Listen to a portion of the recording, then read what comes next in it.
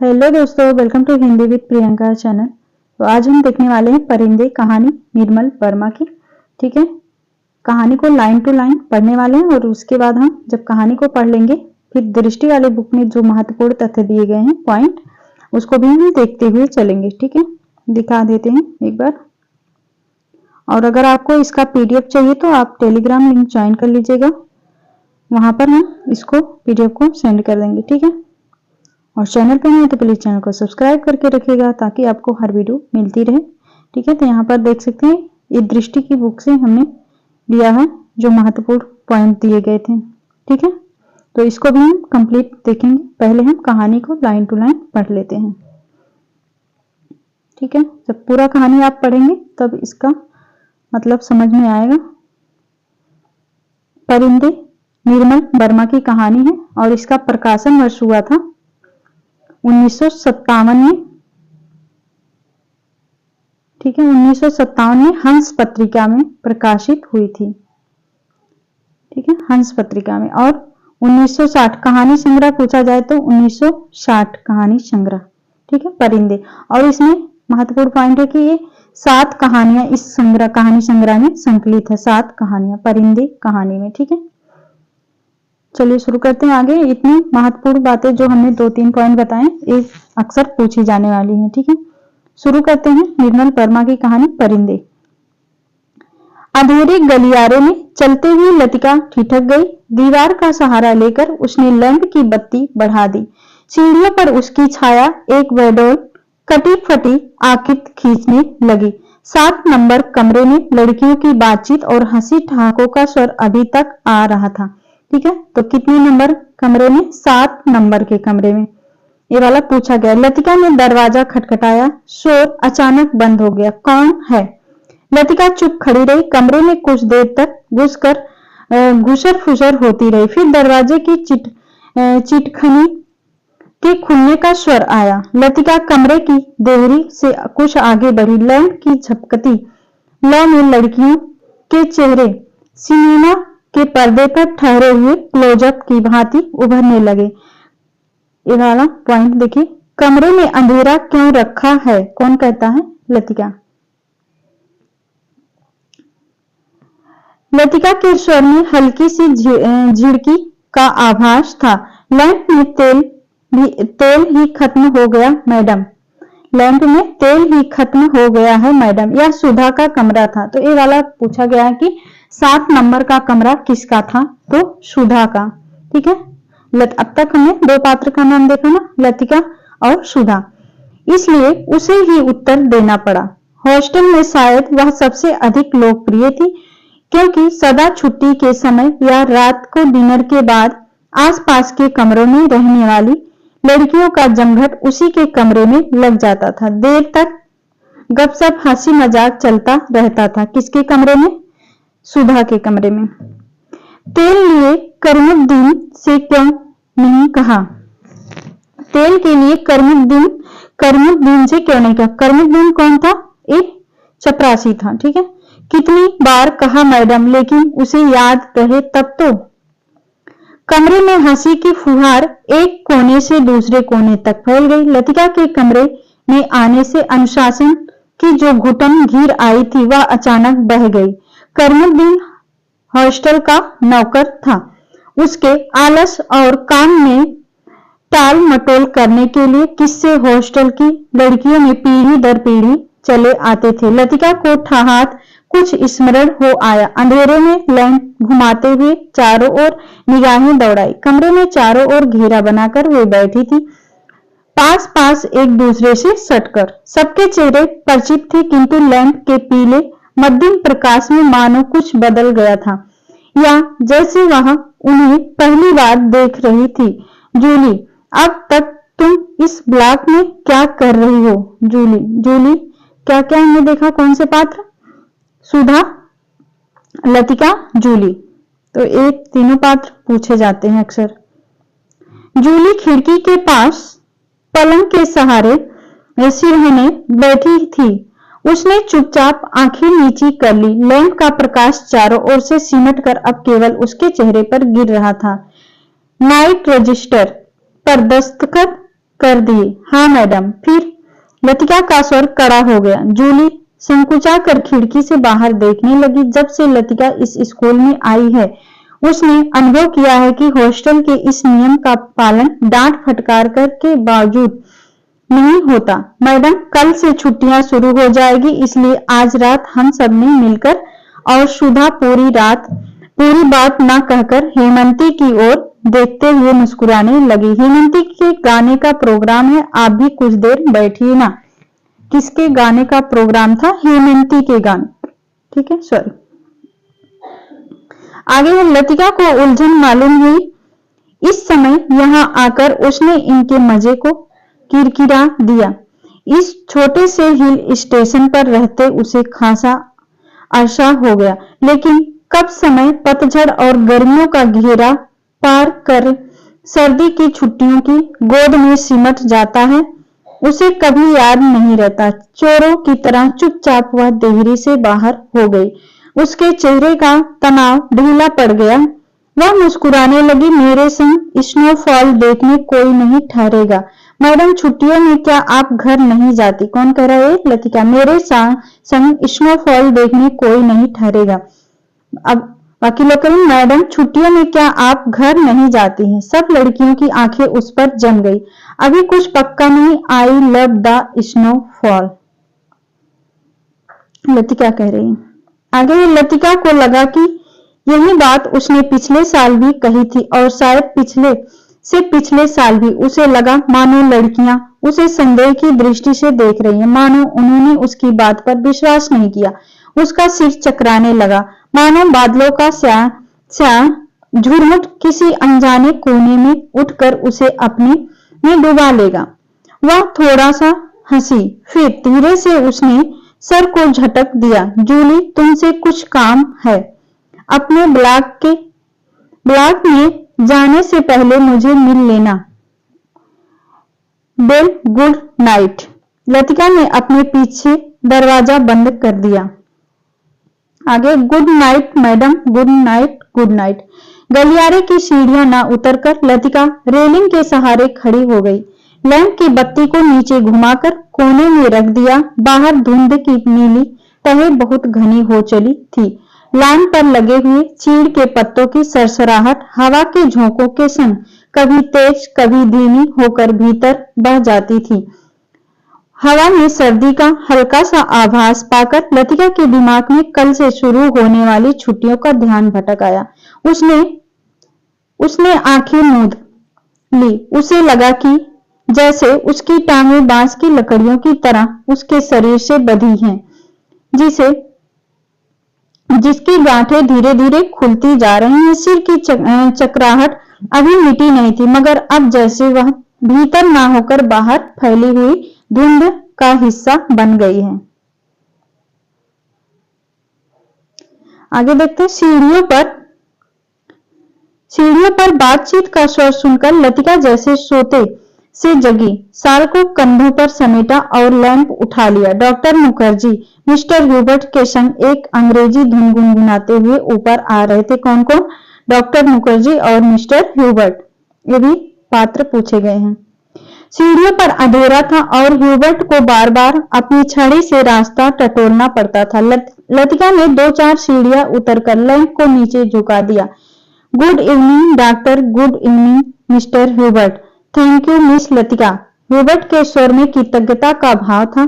सीढ़ियों पर चढ़ने से उनकी सांस तेज हो रही थी और वह दीवार से लगे हुए हाफ रहे थे। लैंप की रोशनी में उनके चेहरे का पीलापन कुछ तांबे के रंग जैसा हो गया था।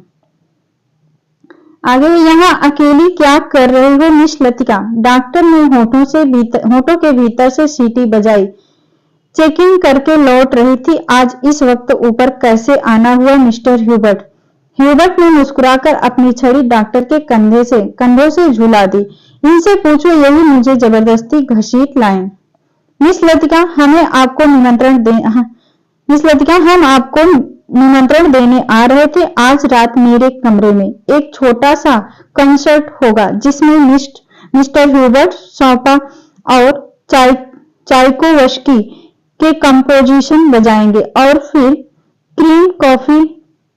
की जाएगी और उसके बाद अगर समय रहा तो पिछले साल हमने जो गुनाह किए हैं उन्हें हम सब मिलकर कन्फ्रेंस करेंगे। डॉक्टर मुखर्जी के चेहरे पर भारी मुस्कान खेल गई। डॉक्टर, मुझे माफ करें, मेरी तबीयत कुछ ठीक नहीं है। चलिए, यह ठीक रहा, फिर तो आप वैसे भी मेरे पास आती। डॉक्टर ने धीरे से लतिका के कंधों को पकड़कर अपने कमरे की तरफ मोड़ दिया। डॉक्टर मुखर्जी का कमरा ब्लॉक के दूसरे सिरे पर छत से जुड़ा हुआ था। वह आधे बर्मी थे। मोस्ट इंपोर्टेंट एक पूछा गया था, कौन आधे बर्मी थे? डॉक्टर मुखर्जी आधे बर्मी थे, जिसके चिन्ह उनकी थोड़ी दबी हुई नाक और छोटी छोटी चंचल आंखों से स्पष्ट थे। बर्मा पर जापानियों का आक्रमण होने के बाद वह इस छोटे से पहाड़ी शहर में आ बसे थे। किसका आक्रमण हुआ था? जापानियों का।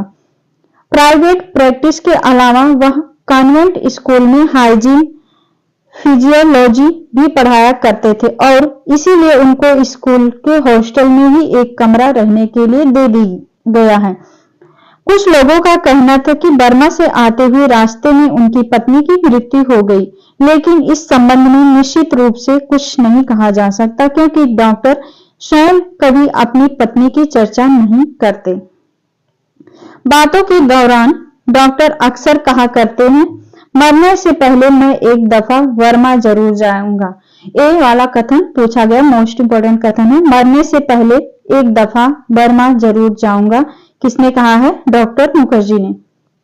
और तब एक क्षण के लिए उनकी आंखों में एक नमी सी छा जाती है। लतिका चाहने पर भी उनसे कुछ पूछ नहीं पाती। उसे लगता है कि डॉक्टर नहीं चाहते कि कोई अतीत के संबंध में उनसे कुछ भी पूछे या सहानुभूति दिखलाए। दूसरे ही क्षण अपनी गंभीरता को दूर ठेलते हुए वह हंस पड़ते, एक सूखी बूझी हुई हंसी। होम सिकनेस ही एक ऐसी बीमारी है जिसका इलाज किसी डॉक्टर के पास नहीं है। कौन सी बीमारी का जिक्र है? ये भी पूछा जा सकता है, होम सिकनेस। छत पर मेज कुर्सियां डाल दी गई हैं और भीतर कमरे में परकोलेटर में कॉफी का पानी चढ़ा दिया गया। सुना है अगले 2-3 वर्षों में यहाँ पर बिजली का इंतजाम हो जाएगा। डॉक्टर ने स्पिरिट लैंप जलाते हुए कहा, यह बात तो पिछले 10 सालों से सुनने में आ रहा है। अंग्रेजों ने भी कोई लंबी चौड़ी स्कीम बनाई थी, पता नहीं उसका क्या हुआ। डॉक्टर मुखर्जी कह रहे हैं, डॉक्टर ह्यूबर्ट ने कहा। ठीक है। वह आराम कुर्सी पर लेटा हुआ बाहर लान की ओर देख रहा था।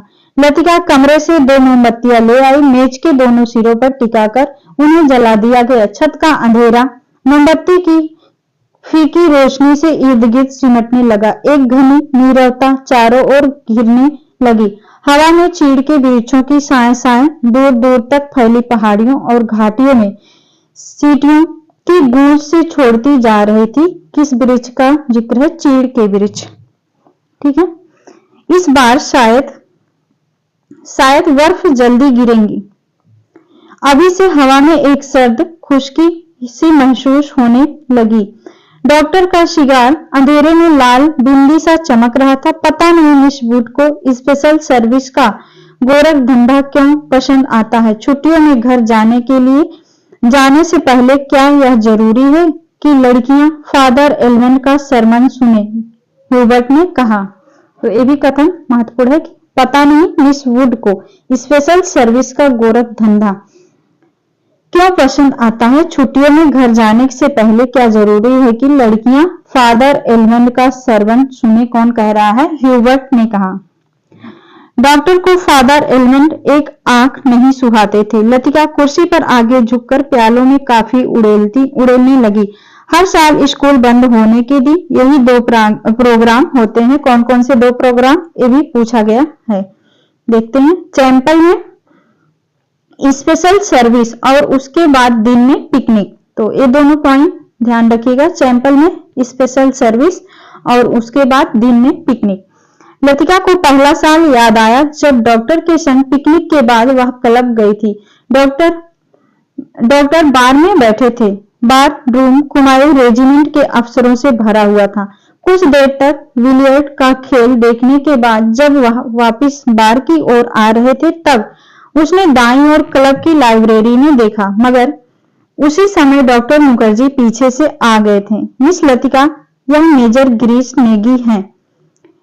विलियर्ड रूम से आते हुए हंसी ठहाकों के बीच वह नाम दब सा गया था। वह किसी किताबों के बीच में उंगली रखकर लाइब्रेरी की खिड़की से बाहर देख रहा था। हेलो डॉक्टर, वह पीछे से मुड़ा तब उस क्षण मिस्टर मेजर ग्रीस नेगी। उस क्षण न जाने क्यों लतिका का हाथ कांप गया और कॉफी की कुछ गर्म बूंदें उसकी साड़ी पर छलक आई। अंधेरे में किसी ने नहीं देखा कि लतिका के चेहरे पर एक उम्मीदा रीतापन घिर आया है। हवा के झोंके से मोमबत्तियों की लौ फड़कने लगी है। छत से भी ऊंची काठ गोदाम जाने वाली सड़क पर यूपी रोडवेज की आखिरी बस डाक लेकर जा रही थी। बस की हैंड लाइट्स में आसपास फैली हुई झाड़ियों की छाएं घर की दीवार पर सरकती हुई गायब होने लगी। आगे, मिस लतिका, आप इस साल भी छुट्टियों में यहीं रहेंगी? डॉक्टर ने पूछा, क्योंकि मिस लतिका घर नहीं जाती थी। डॉक्टर का सवाल हवा में टंगा रहा। उसी क्षण पियानो का सोफा का नोकटर्न ह्यूबर्ट की उंगलियों के नीचे से फिसलता हुआ धीरे धीरे छत के अंधेरे में घुलने लगा, मानो जल पर कोमल स्वप्निल उर्मियां भंवरों का झिलमिलाता जाल बुनती हुई दूर दूर किनारे तक फैलती जा रही हो। लतिका को लगा कि जैसे कहीं बहुत दूर बर्फ की चोटियों से परिंदों के झुंड नीचे अनजान देशों की ओर उड़े जा रहे हैं। इन दिनों अक्सर उसने अपने कमरे की खिड़कियों से उन्हें देखा है। धागे में बंधे चमकीले लट्टुओं की तरह वे एक लंबी टेढ़ी मेढ़ी कतार में उड़े जाते हैं, पहाड़ों की सुनसान नीरवता से परे उन विचित्र शहरों की ओर जहां शायद वह कभी नहीं जाएगी। लतिका आर्म चेयर पर उगने लगी। डॉक्टर मुखर्जी का सिगार अंधेरे में चुपचाप जल रहा था। डॉक्टर को आश्चर्य हुआ कि लतिका न जाने क्या सोच रही है, और लतिका सोच रही थी क्या वह बूढ़ी होती जा रही है। उसके सामने स्कूल की प्रिंसिपल मिस वुड का चेहरा घूम गया। पोपला मुंह, आंखों के नीचे झूलती हुई मांस की हथेलियां, जरा जरा सी बात पर चिढ़ जाना, कर्कश आवाज में चीखना, सब उसे ओल्ड मेट कहकर पुकारते हैं। उस कुछ वर्षों बाद वह भी हूबहू वैसे ही बन जाएगी। लतिका के समूचे शरीर में झुर्रियों सी दौड़ गई, मानो अनजाने में किसी गलीज वस्तु को छू लिया हो। उसे याद आया कुछ महीने पहले अचानक उसे ह्यूबर्ट का प्रेम पत्र मिला था। किसका? ह्यूबर्ट का। भावुक याचना से भरा हुआ पत्र। उसने न जाने क्या क्या लिखा था जो कभी उसकी समझ में नहीं आया। उसे ह्यूबर्ट की इस बचकाना हरकत पर हंसी आई थी, किंतु भीतर ही भीतर प्रसन्नता भी हुई थी कि उसकी उम्र अभी बीती नहीं है। अब भी वह दूसरों को अपनी ओर आकर्षित कर सकती है। कौन सोच रही? लतिका। ह्यूबर्ट का पत्र पढ़कर उसे क्रोध नहीं आई थी, केवल ममता। वह चाहती तो उसकी गलतफहमी को दूर करने में देर न लगती, किंतु कोई शक्ति उसे रोके रहती। उसके कारण अपने पर विश्वास रहता है। अपने सुख का भ्रम मानो ह्यूबर्ट की गलतफहमी से जुड़ा है। आगे है, ह्यूबर्ट ही क्यों, वह क्या किसी को चाह सकेगी उस अनुभूति के संग जो अब नहीं रही, जो छाया सी उस पर मंडराती रहती है, ना स्वयं मिटती है, ना उसे मुक्ति दे पाती है। उसे लगा जैसे बादलों के झुरमुट फिर उसके मस्तिष्क पर धीरे धीरे छाने लगे हैं। उसकी टांगे फिर निर्जीव शिथिल सी हो गई है। वह झटके से उठ खड़ी हुई। डॉक्टर, माफ करना, मुझे बहुत थकान सी लग रही है। बिना वाक्य पूरा किए ही वह चली गई। कुछ देर तक टेरेस पर निस्तंभता छाई रही। मोमबत्तियां बुझने लगी थी। डॉक्टर मुखर्जी ने सिगार का नया कश लिया। सब लड़कियां एक जैसी होती हैं? कौन कह रहा है? डॉक्टर मुखर्जी। और एक कथन पूछा गया। ठीक है, सब लड़कियां एक जैसी होती हैं, बेवकूफ और सेंटिमेंटल। ह्यूबर्ट की उंगलियों का दबाव पियानो पर ढीला पड़ता गया। अंतिम सुरों की झिझकी सी गूंज कुछ क्षणों तक हवा में तिरती रही। डॉक्टर, आपको मालूम है मिस लतिका का व्यवहार पिछले कुछ अरसे से अजीब सा लगता है। ह्यूबर्ट के स्वर में लापरवाही का भाव था। वह नहीं चाहता था कि डॉक्टर को लतिका के प्रति उसकी भावनाओं का आभास मात्र भी मिल सके, जिस कोमल अनुभूति को वह इतने समय से सजोता आया है। डॉक्टर उसे हंसी के एक ठहाके में उपहासास्पद बना देगा। क्या तुम नियति में विश्वास करते हो ह्यूबर्ट? ये भी कथन महत्वपूर्ण है। कौन कह रहा है? डॉक्टर मुखर्जी। क्या तुम नियति में विश्वास करते हो ह्यूबर्ट? डॉक्टर ने कहा। ह्यूबर्ट दम रोके प्रतीक्षा करता रहा। वह जानता था कि कोई भी बात कहने से पहले डॉक्टर को फिलॉसोफाइज करने की आदत थी। डॉक्टर टेरेस के जंगले से सटकर खड़ा हो गया। फीकी सी चांदनी में चीड़ के पेड़ों की छाया लान पर गिर रही थी। कभी कभी कोई जुगनू अंधेरे में हरा प्रकाश छिड़कता हवा में गायब हो जाता था। आगे, मैं कभी कभी सोचती हूँ इंसान जिंदा किस लिए रहता है? क्या उसे कोई और बेहतर काम करने को नहीं मिला है? हजारों मील, ये कथन महत्वपूर्ण है, ठीक है। हजारों मील अपने मुल्क से दूर मैं यहाँ पड़ा हूँ। यहाँ कौन मुझे जानता है? यही शायद मर भी जाऊंगा ह्यूबर्ट। ह्यूबर्ट, क्या तुमने कभी महसूस किया है कि अजनबी की हैसियत से पराई जमीन पर मर जाना काफी खौफनाक है? डॉक्टर मुखर्जी का कथन है, ठीक है। ये भी कथन डॉक्टर मुखर्जी का है। मैं कभी कभी सोचता हूँ इंसान जिंदा किस लिए रहता है? क्या उसे कोई और बेहद बेहतर काम करने के लिए नहीं है? आगे ह्यूबर्ट विस्मता सा डॉक्टर को देखने लगा। उसने पहली बार डॉक्टर मुखर्जी के इस पहलू को देखा था। अपने संबंध में वह अक्सर चुप रहते थे। कोई पीछे नहीं है, यह बात मुझ में एक अजीब किस्म की बेफिक्री पैदा कर देती है। लेकिन कुछ लोगों की मौत अंत तक पहेली बनी रहती है। शायद वे जिंदगी से बहुत उम्मीद लगाते थे। उसे ट्रेजिक भी नहीं कहा जा सकता, क्योंकि आखिरी दम तक उन्हें मरने का एहसास नहीं होता। डॉक्टर, आप किसका जिक्र कर रहे हैं? ह्यूबर्ट ने परेशान होकर कहा। कौन कह रहे थे? डॉक्टर मुखर्जी। ह्यूबर्ट ने कहा, आप किसका जिक्र करे जा रहे हैं ह्यूबर्ट ने परेशान होकर पूछा। डॉक्टर कुछ देर तक चुपचाप सिगार पीता रहा। फिर मुड़कर वह मोमबत्तियों की बुझती लौ को देखने लगा। तुम्हें मालूम है किसी समय लतिका बीला नागा क्लब जाया करती थी। गिरीश नेगी से उसका परिचय वहीं हुआ था। बता रहे हैं यहाँ पर डॉक्टर मुखर्जी। तुम्हें मालूम है किसी समय लतिका वीला नागा क्लब जाया करती थी। गिरीश नेगी से उसका परिचय वहीं हुआ था। कश्मीर जाने से एक रात पहले उसने मुझे सब कुछ बता दिया था। मैं अब तक लतिका से उस मुलाकात के बारे में कुछ नहीं कह सका हूं, किंतु उस रात कौन जानता था कि वह वापस नहीं लौटेगा। और अब क्या फर्क पड़ता है? Let the dead die. Doctor की सूखी सर्द हंसी में खोखली सी शून्यता भरी थी। कौन? गिरीश नेगी कुमारी रेजिमेंट में कैप्टन था, ठीक है। कुमारी रेजिमेंट में कैप्टन था। कौन? गिरीश नेगी। ये वाला भी पूछा गया। डॉक्टर, क्या लतिका? ह्यूबर्ट ने आगे कुछ नहीं कहा गया। ह्यूबर्ट से आगे कुछ नहीं कहा गया। उसे याद आया वह पत्र जो उसने लतिका को भेजा था। कितना अर्थहीन और उपहासास्पद, और जैसे उसका एक एक शब्द उसके दिल को कचोट रहा हो। उसने धीरे से पियानो पर सिर टिका लिया। लतिका ने उसे क्यों नहीं बताया? क्या वह इसकी योग्य भी नहीं था? लतिका, वह तो बच्ची है, पागल। मरने वाले के संग खुद थोड़े ही मरा जाता है। कुछ देर चुप रहकर डॉक्टर ने अपने प्रश्न को फिर दोहराया। लेकिन ह्यूबर्ट,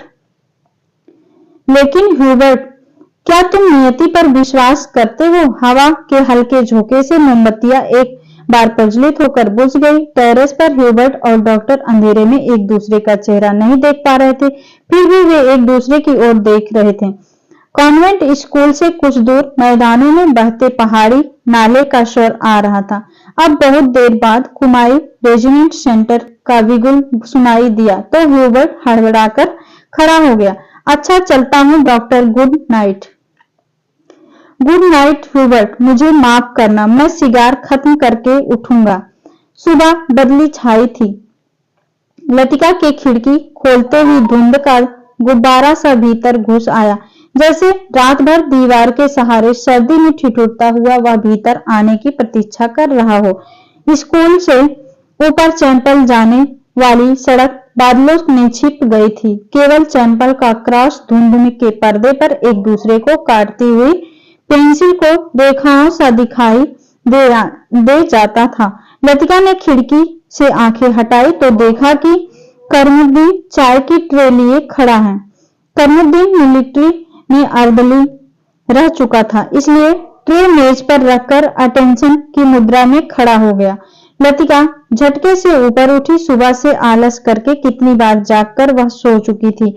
अपनी खिसियाहट मिटाने के लिए लतिका ने कहा, बड़ी सर्दी है, आज बिस्तर छोड़ने को जी नहीं चाहता। कौन कह रहा है? लतिका, बड़ी सर्दी है, आज बिस्तर छोड़ने को जी नहीं चाहता।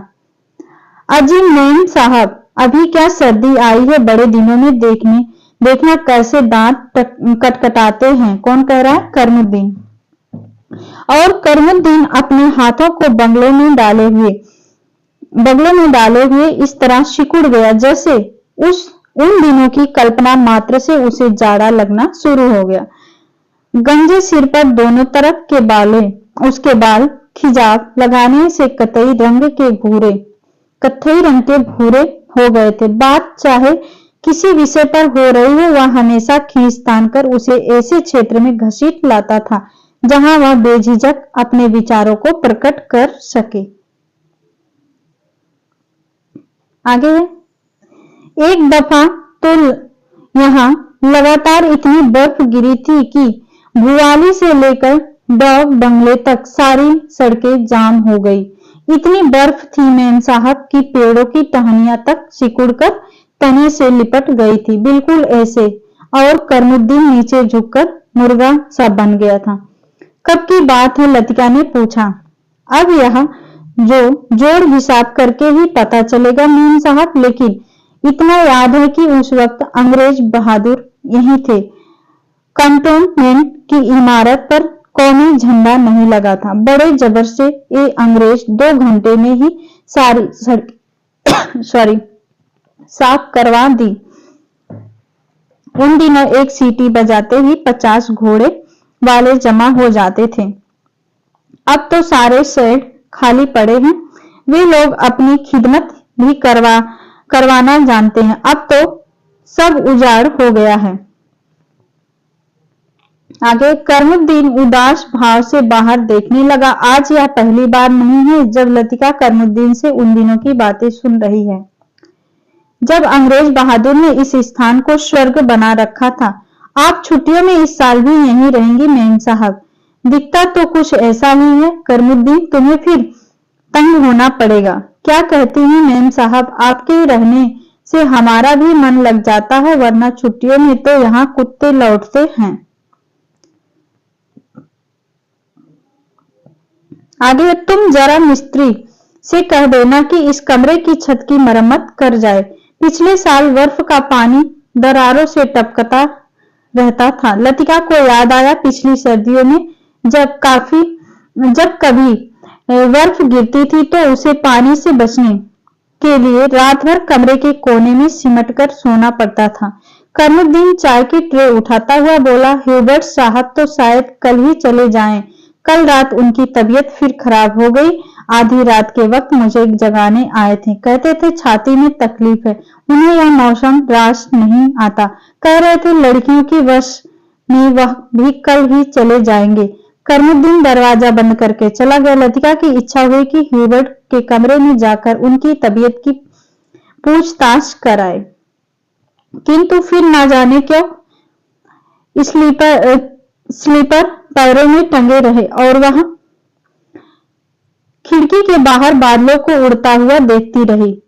ह्यूबर्ट का चेहरा जब उसे देखकर शहमा सा दयनीय हो जाता है, तब लगता है कि वह अपनी मूक निरीह याचना में उसे कोस रहा है। न वह उसकी गलतफहमी को दूर करने का प्रयत्न कर पाती है, न उसे अपनी विवशता की सफाई देने का साहस होता है। उसे लगता है कि इस जाले से बाहर निकलने के लिए वह धागे के जिस सिरे से को पकड़ती है, वह खुद एक गांठ बनकर रह जाता है।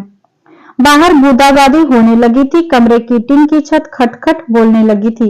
लतिका पलंग से उठी, खड़ी हुई, बिस्तर को तहाकर बिछाया, फिर पैरों में स्लीपरों को घसीटते हुए वह बड़े आईने तक आई और उसके सामने स्टूल पर बैठकर बालों को खोलने लगी, किंतु कुछ देर तक कंघी बालों में ही उलझी रही और वह गुमसुम हो शीशे में अपना चेहरा ताकती रही। करमुद्दीन को यह कहना याद ही नहीं रहा कि धीरे धीरे आग जलाने की लकड़ियां जमा कर ले। इन दिनों सस्ते दामों पर सूखी लकड़ियां मिल जाती हैं।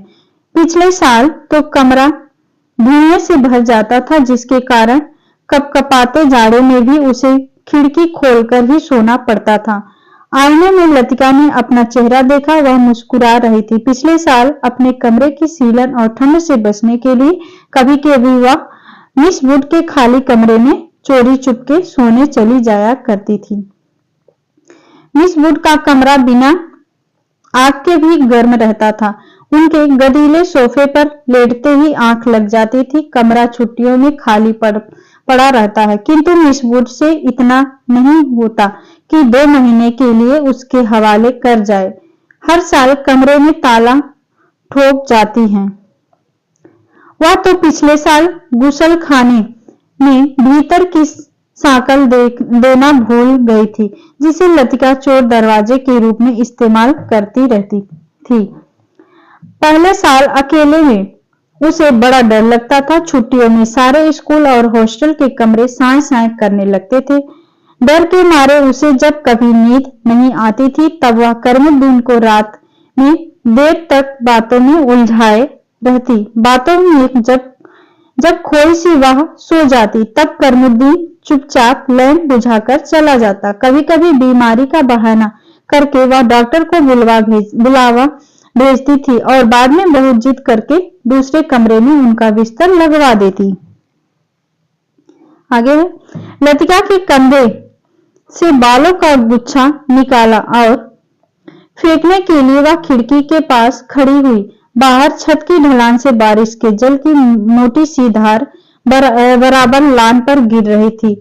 मेघाच्छन्न आकाश में सरकते हुए बादलों के पीछे पहाड़ियों के झुंड कभी उभर आते थे, कभी छिप जाते थे, मानो चलती हुई ट्रेन से कोई उन्हें देख रहा हो। लतिका ने खिड़की से सिर बाहर निकाल लिया। हवा के झोंके से उसकी आंखें छिप गई। उसे जितने काम याद आते हैं, उतना ही आलस घना होता जाता है। बस की सीटें रिजर्व करवाने के लिए चपरासी को रुपए देने हैं। जो सामान हॉस्टल की लड़कियों पीछे छोड़ जा रही हैं, उन्हें गोदाम में रखवाना होगा। कभी कभी छोटी क्लास की लड़कियों के साथ पैकिंग करवाने के काम में उसे हाथ बटाना पड़ता था। वह इन कामों से उबती नहीं। धीरे धीरे सब निपटते जाते हैं। कोई गलती इधर उधर रह जाती, सो बाद में सुधर जाती है। हर काम में किचकिच रहती है, परेशानी और दिक्कत होती है, किंतु देर सवेर इससे छुटकारा मिल ही जाता है। किंतु जब लड़कियों की आखिरी बस चली जाती है, तब मन उचाट सा हो जाता है। खाली कॉरिडोर में घूमती हुई वे कभी इस कमरे में जाती है और कभी उसमें। वह नहीं जान पाती कि अपने से क्या करे। दिल कहीं भी नहीं टिक पाता, हमेशा भटका भटका सा रहता है। आगे है, इस सब के बावजूद जब कोई सहज भाव से पूछ बैठता है, मिस लतिका छुट्टियों में आप घर नहीं जा रही हैं, तब वह क्या कहे। डिंग डांग डिंग। स्पेशल सर्विस के लिए स्कूल चैंपल के घंटे बजने लगते हैं। लतिका ने अपना सिर खिड़की से के भीतर कर लिया। उसने झटपट साड़ी उतारी और पेटीकोट में ही कंधे पर तौलिया डाले गुसल खाने में घुस गई। Left right left left. Cantonment जाने वाली पक्की सड़क पर 4-4 की पंक्तियों में कुमाऊं रेजिमेंट के सिपाहियों की एक टुकड़ी मार्च करती रही थी। फौजी बूटियों की भारी खुरदरी आवाजें स्कूल चैपल की दीवारों से टकराकर भीतर प्रेयर हॉल में गूंज रही थी। आगे है blessed are the meek. Father एलमेंट एक एक शब्द चबाते हुए खखारते स्वर में सरमन ऑफ द माउंट पढ़ रहे थे। क्या पढ़ रहे थे? फादर एलमेंट क्या पढ़ रहे थे? सरमन ऑफ द माउंट पढ़ रहे थे। ईसा मसीह की मूर्ति के नीचे कैंडलब्रियम के दोनों ओर मोमबत्तियां जल रही थी, जिनका प्रकाश आगे बेंचों पर बैठी हुई लड़कियों पर पड़ रहा था। पिछली लाइनों की बेंचें अंधेरे में डूबी हुई थी, जहां लड़कियां प्रार्थना की मुद्रा में बैठी हुई सिर झुकाए एक दूसरे से घुसर फुसर कर रही थी। मिस वुड स्कूल सीजन के सफलतापूर्वक समाप्त हो जाने पर विद्यार्थियों और स्टाफ सदस्यों को बधाई का भाषण दे चुकी थी और अब फादर के पीछे बैठी हुई अपने में ही कुछ बुड़बुड़ा रही थी, मानो धीरे धीरे फादर को प्रमोट कर रही हो।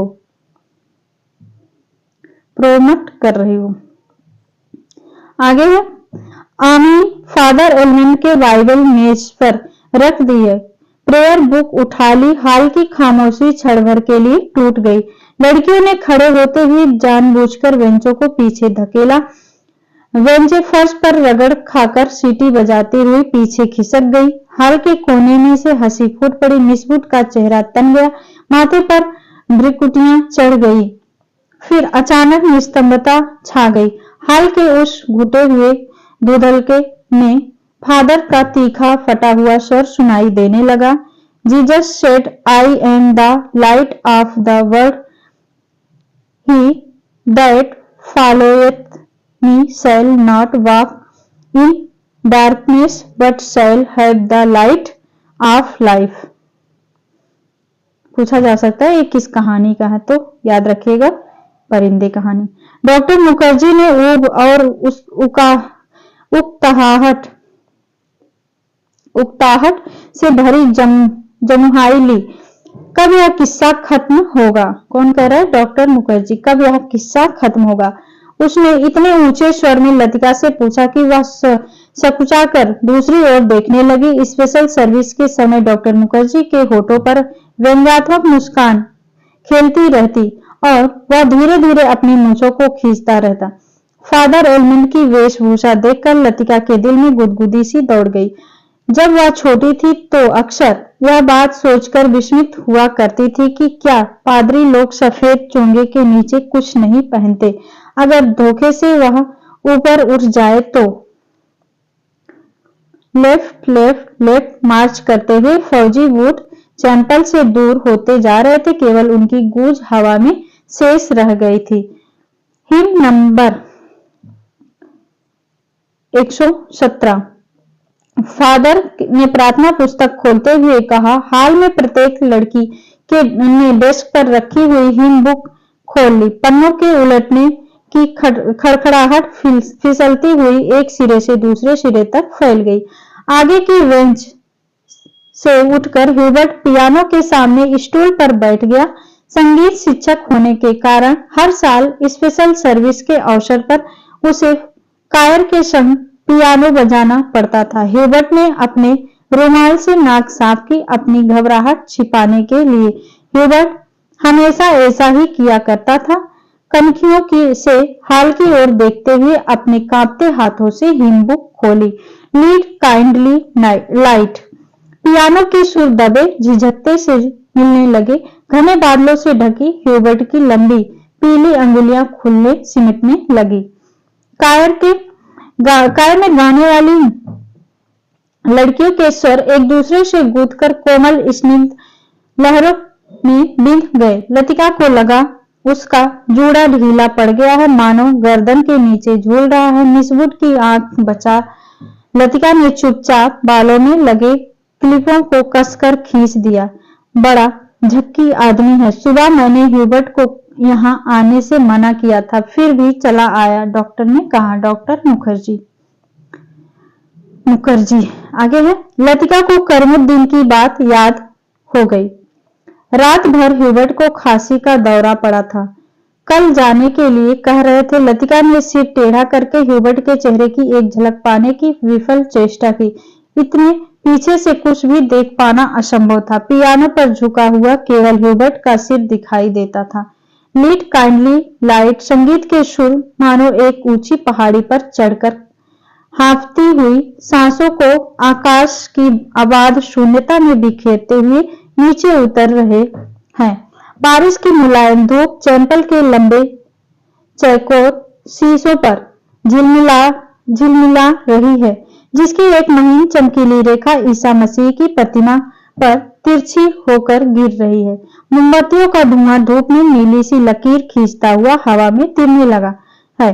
पियानो के क्षणिक पोज में लतिका को पत्तों पर परिचित मरमर कहीं दूर अनजानी दिशा में आता हुआ सुनाई दे जाता है। एक क्षण के लिए एक भ्रम हुआ कि चैंपल का फीका सा अंधेरा उस छोटे से प्रेयर हॉल में चारों कोनों से सिमटता हुआ उसके आसपास घिर आया है, मानो कोई उसकी आंखों पर पट्टी बांधकर उसे यहां तक ले आया हो। और अचानक उसकी आंखें खोल दी है। उसे लगा कि जैसे मोमबत्तियों के धूमिल आलोक में कुछ भी ठोस वास्तविक ना रहा है और चैंपल की छत, दीवारें, डेस्क पर रखा हुआ डॉक्टर का सुघड़ सुडौल हाथ और पियानो के सुर अतीत की धुंध को भेदते हुए स्वयं उस धुंध का भाग बनते जा रहे हो। एक पगली सी स्मृति, एक उद्भ्रांत भावना चैंपल के शीशों के परे पहाड़ी सूखी हवा में झुकी हुई वीपिंग विलोच की काटती टहनियां, पैरों तले चीड़ के पत्तों की धीमी सी चिर परिचित खड़खड़। वहीं पर गिरीश एक हाथ में मिलिट्री का खाकी हैट लिए खड़ा है, चौड़े उठे हुए सबल कंधे, अपना सिर वहां टिका दो तो जैसे सिमट कर खो जाएगा। चार्ल्स बोयर यह नाम उसने रखा था। वह झेंप कर हंसने लगा। तुम्हें आर्मी में किसने चुन लिया? मेजर बन गए हो, लेकिन लड़कियों से भी गए बीते जरा जरा सी बात पर चेहरा लाल हो जाता है। यह सब वह कहती नहीं, फिर सोचती भर थी। सोचा था कभी कहूंगी, वह कभी नहीं आया। बुरुश का लाल फूल लाए हो ना? झूठे खाकी कमीज के जिस जेब पर बैच चिपके थे, उसमें से मुसा हुआ बुरुश का फूल निकल आया। छी, सारा मुरझा गया, अभी खिला है। उसके बालों में ग्रीस का हाथ उलझ रहा है। फूल कहीं टिक नहीं पाता। फिर उसे क्लिप के नीचे फंसाकर उसने कहा, देखो। वह मुड़ी और इससे पहले कि वह कुछ कह पाती, गिरीश ने अपना मिलिट्री का हैट धप से उसके सिर पर रख दिया। वह मंत्रमुग्ध सी वैसे ही खड़ी रही। उसके सिर पर गिरीश का हैट है, माथे पर छोटी सी बिंदी पर उड़ते हुए बाल है। गिरीश ने उस बिंदी को अपने होठों से छुआ है। उसने उसके नंगे सिर को अपने दोनों हाथों से समेट लिया है। लतिका आगे, गिरीश ने चिढ़ाते हुए कहा, मैन ईटर ऑफ कुमायूं। उसका यह नाम गिरीश ने उसे चिढ़ाने के लिए रखा था क्या? लतिका का नाम man eater of Kumaon Girish ने रखा था। गिरीश हंसने लगी। लतिका, सुनो। गिरीश का स्वर कैसा हो गया था ना? मैं कुछ भी नहीं सुन रही। लतिका, मैं कुछ महीने में वापिस लौट आऊंगा ना? मैं कुछ भी नहीं सुन रही, किंतु वह सुन रही है। वह नहीं जो गिरीश कह रहा है, किंतु वह जो नहीं कह रहा है, जो उसके बाद कभी नहीं कहा गया।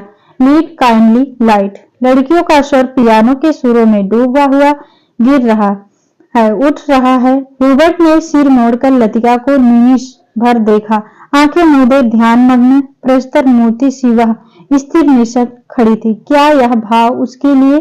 क्या लतिका ने ऐसे क्षणों में उसे अपना साथी बनाया है? ह्यूबर्ट ने एक गहरी सांस ली और उस सांस में ढेर सी थकान उमड़ आई। देखो मिस वुड कुर्सी पर बैठे बैठे सो रही हैं। डॉक्टर होठों में फुसफुसाया। यह डॉक्टर का पुराना मजाक था कि मिस वुड प्रार्थना करने के बहाने आंखें मूंदे हुए नींद में झपकियां लेती हैं। फादर एलमेंट ने कुर्सी पर फैले हुए अपने गाउन को समेट लिया और प्रेयर बुक बंद करके मिस वुड के कानों में कुछ कहा। पियानो का स्वर क्रमशः मंद पड़ने लगा। ह्यूबर्ट की उंगलियां ढीली पड़ने लगी। सर्विस के समाप्त होने से पूर्व मिस वुड ने ऑर्डर पढ़कर सुनाया। बारिश होने की आशंका से आज के कार्यक्रम में कुछ आवश्यक परिवर्तन करने पड़े थे। पिकनिक के लिए झूला, देवी के मंदिर जाना संभव नहीं हो सकेगा, इसलिए स्कूल से कुछ दूर नीडोस में ही सब लड़कियां नाश्ते के बाद जमा होंगी। सब लड़कियों को दोपहर का लंच हॉस्टल किचन से ही ले जाना होगा। केवल शाम की चाय मीडोल में बनेगी। पहाड़ों की बारिश का क्या भरोसा। कुछ देर पहले धुआंधार बादल गरज रहे थे। सारा शहर पानी में भीगा ठिठुर रहा था। अब धूप में नहाता नीला आकाश धुंध की ओट से बाहर निकलता हुआ फैल रहा था। लतिका ने चैपल के बाहर आते हुए देखा। वीपी विलोज की भीगी शाखाओं से धूप में चमकती हुई बारिश की बूंदें टपक रही थी। लड़कियां चैपल से बाहर निकलकर छोटे छोटे गुच्छे बनाकर कॉरिडोर में जमा हो रही हैं। आगे नाश्ते के लिए अभी पौन घंटा पड़ा था और उनमें से अभी कोई भी लड़की हॉस्टल जाने के लिए इच्छुक नहीं थी। छुट्टियां अभी शुरू नहीं हुई थी, किंतु शायद इसीलिए वे इन चंद बचे हुए क्षणों में अनुशासन के भीतर भी मुक्त होने का भरपूर आनंद उठा लेना चाहती थी। मिस वुड को लड़कियों का यह गुलगपाड़ा अखरा, किंतु फादर एलमेंट के सामने वह उन्हें डांट फटकार नहीं सकी। अपनी झुंझलाहट दबाकर वह मुस्कुराते हुए बोली, कल सब चली जाएंगी, सारा स्कूल वीरान हो जाएगा। कौन कह रहा है? Miss would. फादर एलमेंट का लंबा ओजपूर्ण चेहरा चैपल की घुटी हुई गरमाई से लाल हो उठा था। कॉरिडोर के जंगले पर अपनी छड़ी लटकाकर वह बोले, छुट्टियों में पीछे हॉस्टल में कौन रहेगा? पिछले 2-3 सालों से मिस लतिका ही रह रही हैं और डॉक्टर मुखर्जी छुट्टियों में कहीं नहीं जाते। डॉक्टर तो सर्दी गर्मी यहीं रहते हैं। मिस वुड ने विस्मय से फादर की ओर देखा। वह समझ नहीं सकी कि फादर ने डॉक्टर का प्रसंग क्यों छोड़ दिया। डॉक्टर मुखर्जी छुट्टियों में कहीं नहीं जाते। 2 महीने की छुट्टियों में बर्मा जाना काफी कठिन है। फादर मिस वुड हंसने लगी। आगे मिस वुड, पता नहीं आप क्या सोचती हैं, मुझे तो मिस लतिका का हॉस्टल में अकेले रहना कुछ समझ में नहीं आता। लेकिन फादर, मिस वुड ने कहा, यह तो कन्वेंट स्कूल का नियम है कि कोई भी टीचर छुट्टियों में अपने खर्चे पर हॉस्टल में रह सकते हैं। फादर एलमेंट ने कहा। मिस वुड ने कहा, मैं फिलहाल स्कूल के नियमों की बात नहीं कर रहा। मिस लतिका डॉक्टर के संग यहाँ अकेली ही रह जाएंगी और सच पूछिए मिस वुड, डॉक्टर के बारे में मेरी राय कुछ बहुत अच्छी नहीं है। फादर, आप कैसी बातें कर रहे हैं? मिस लतिका बच्चा थोड़े ही हैं। मिस वुड को ऐसी आशा नहीं थी। फादर एलमेंट अपने दिल में ऐसी दकियाशूनी भावना को स्थान देंगे। फादर एलमेंट कुछ हतप्रभ से हो गए। बात पलटते हुए बोले, मिस वुड, मेरा मतलब यह नहीं है। आप तो जानती हैं। कौन कह रहे हैं? Father element. मिस लतिका और उस मिलिट्री अफसर को लेकर एक अच्छा खासा स्कैंडल बन गया था। स्कूल की बदनामी होने में क्या देरी लगती है। वह बेचारा तो अब नहीं रहा। मैं उसे जानती थी। फादर, ईश्वर उसकी आत्मा को शांति दे। मिस वुड ने धीरे से अपनी दोनों बाहों से क्रॉस दिया। कौन कह रही है? Miss would. आगे फादर एलमेंट को फिर मिस वुड की मूर्खता पर इतना अधिक क्षोभ हुआ कि उनसे आगे और कुछ नहीं बोला गया। डॉक्टर मुखर्जी से उनकी कभी नहीं पड़ती थी, इसलिए मिस वुड की आंखों में वह डॉक्टर को नीचा दिखाना चाहते थे, किंतु वुड लतिका का रोना ले बैठी। आगे बात बढ़ाना व्यर्थ था। उन्होंने छड़ी को जंगले से उठाया और ऊपर साफ खुले आकाश में देखते हुए बोले, प्रोग्राम आपने यूं ही बदला मिस वुड, अब क्या बारिश होगी। ठीक है, आगे देखते हैं। जब चैंपल से बाहर निकला तो उसकी आंखें चकाचौंध सी हो गई। उसे लगा जैसे किसी ने अचानक ढेर सी चमकीली उबलती हुई रोशनी मुट्ठी में भरकर उसकी आंखों में झोंक दी हो। पियानो के संगीत के सुर रूई के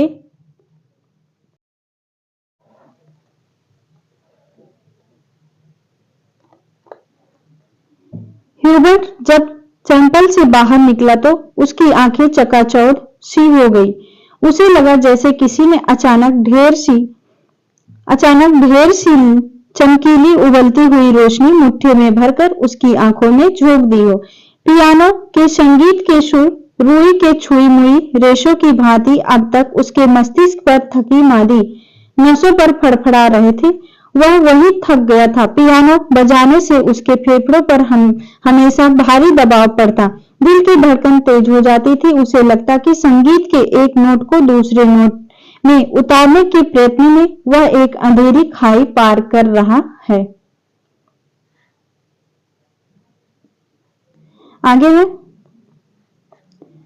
आज चैंपल में मैंने जो महसूस किया वह कितना रहस्यमय, कितना विचित्र था। ह्यूबर्ट ने सोचा।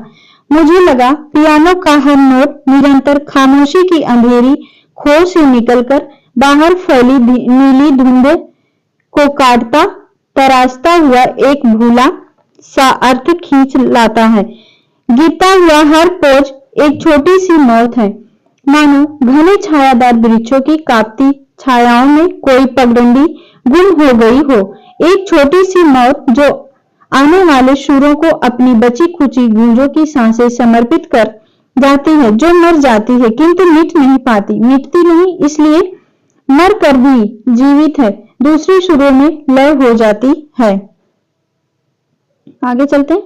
डॉक्टर, क्या मृत्यु ऐसे ही होती है? ह्यूबर्ट ने पूछा। अगर मैं डॉक्टर से पूछूं तो वह हंसकर टाल देगा।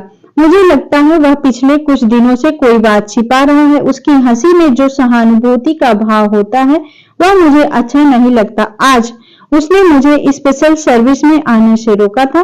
कारण पूछने पर वह चुप रहा था। कौन सी ऐसी बात है जिसे मुझसे कहने में डॉक्टर कतराता है? शायद मैं सबकी मिजाज होता जा रहा हूं और बात कुछ भी नहीं।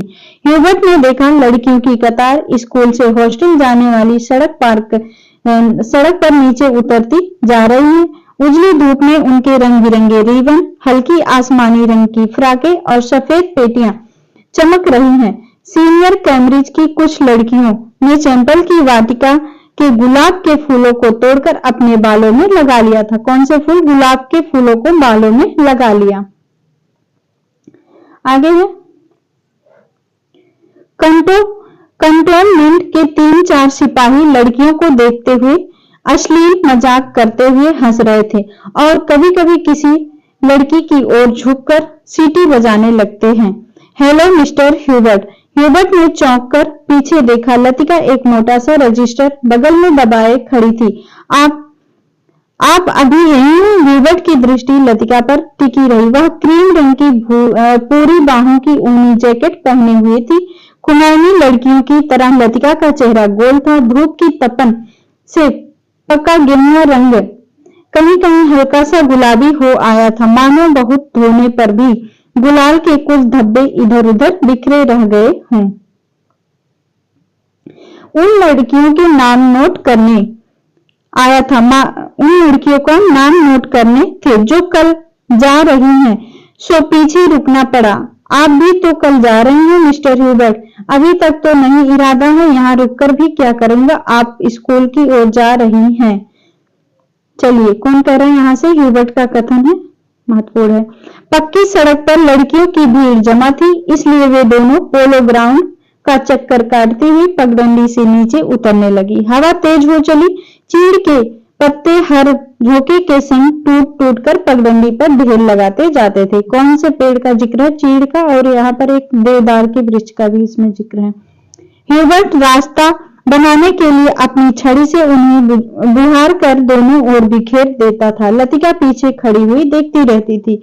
अल्मोड़ा की ओर से आते हुए छोटे छोटे बादल रेशमी रुमालों से उड़ते हुए सूरज के मुंह पर लिपटे से जाते थे, फिर हवा में बह निकलते थे। इस खेल में धूप कभी मन फीकी सी पड़ जाती थी, कभी अपना उजला आंचल खोलकर समूचे शहर को अपने से समेट लेती थी। आगे लतिका तनिक आगे निकल गई। ह्यूबर्ट की सांस चढ़ गई थी और वह धीरे धीरे हाँफता हुआ पीछे से आ रहा था। जब वे पोलो ग्राउंड के पवेलियन को छोड़कर सिमेट्री के दाईं ओर मुड़े तो लतिका ह्यूबर्ट की प्रतीक्षा करने के लिए खड़ी हो गई। उसे याद आया छुट्टियों के दिनों में जब कभी कमरे में अकेली बैठे बैठे उसका मन ऊब जाता था तो वह अक्सर टहलते हुए सिमेट्री तक चली जाती थी। उससे सटी पहाड़ी पर चढ़कर वह बर्फ में ढके देवदार, यहाँ पर देखिए देवदार के वृक्ष का वही है, वृक्षों को देखा करती थी जिनकी झुकी हुई शाखों से रुई के गोलों की बर्फ नीचे गिरा करती थी। नीचे बाजार जाने वाली सड़क पर बच्चे स्लेज पर फिसला करते थे। वह खड़ी खड़ी बर्फ में छिपी हुई उस सड़क पर अनुमान लगाया करती थी जो फादर एलमन के घर से गुजरती हुई मिलिट्री अस्पताल और डाकघर से होकर चर्च की सीढ़ियों तक जाकर गुम हो जाती थी। जो मनोरंजन एक दुर्गम पहेली को सुलझाने में होता है वही लतिका को बर्फ में खोए रास्ते को खोज निकालने में होता था। आप बहुत तेज चलती हैं मिस लतिका।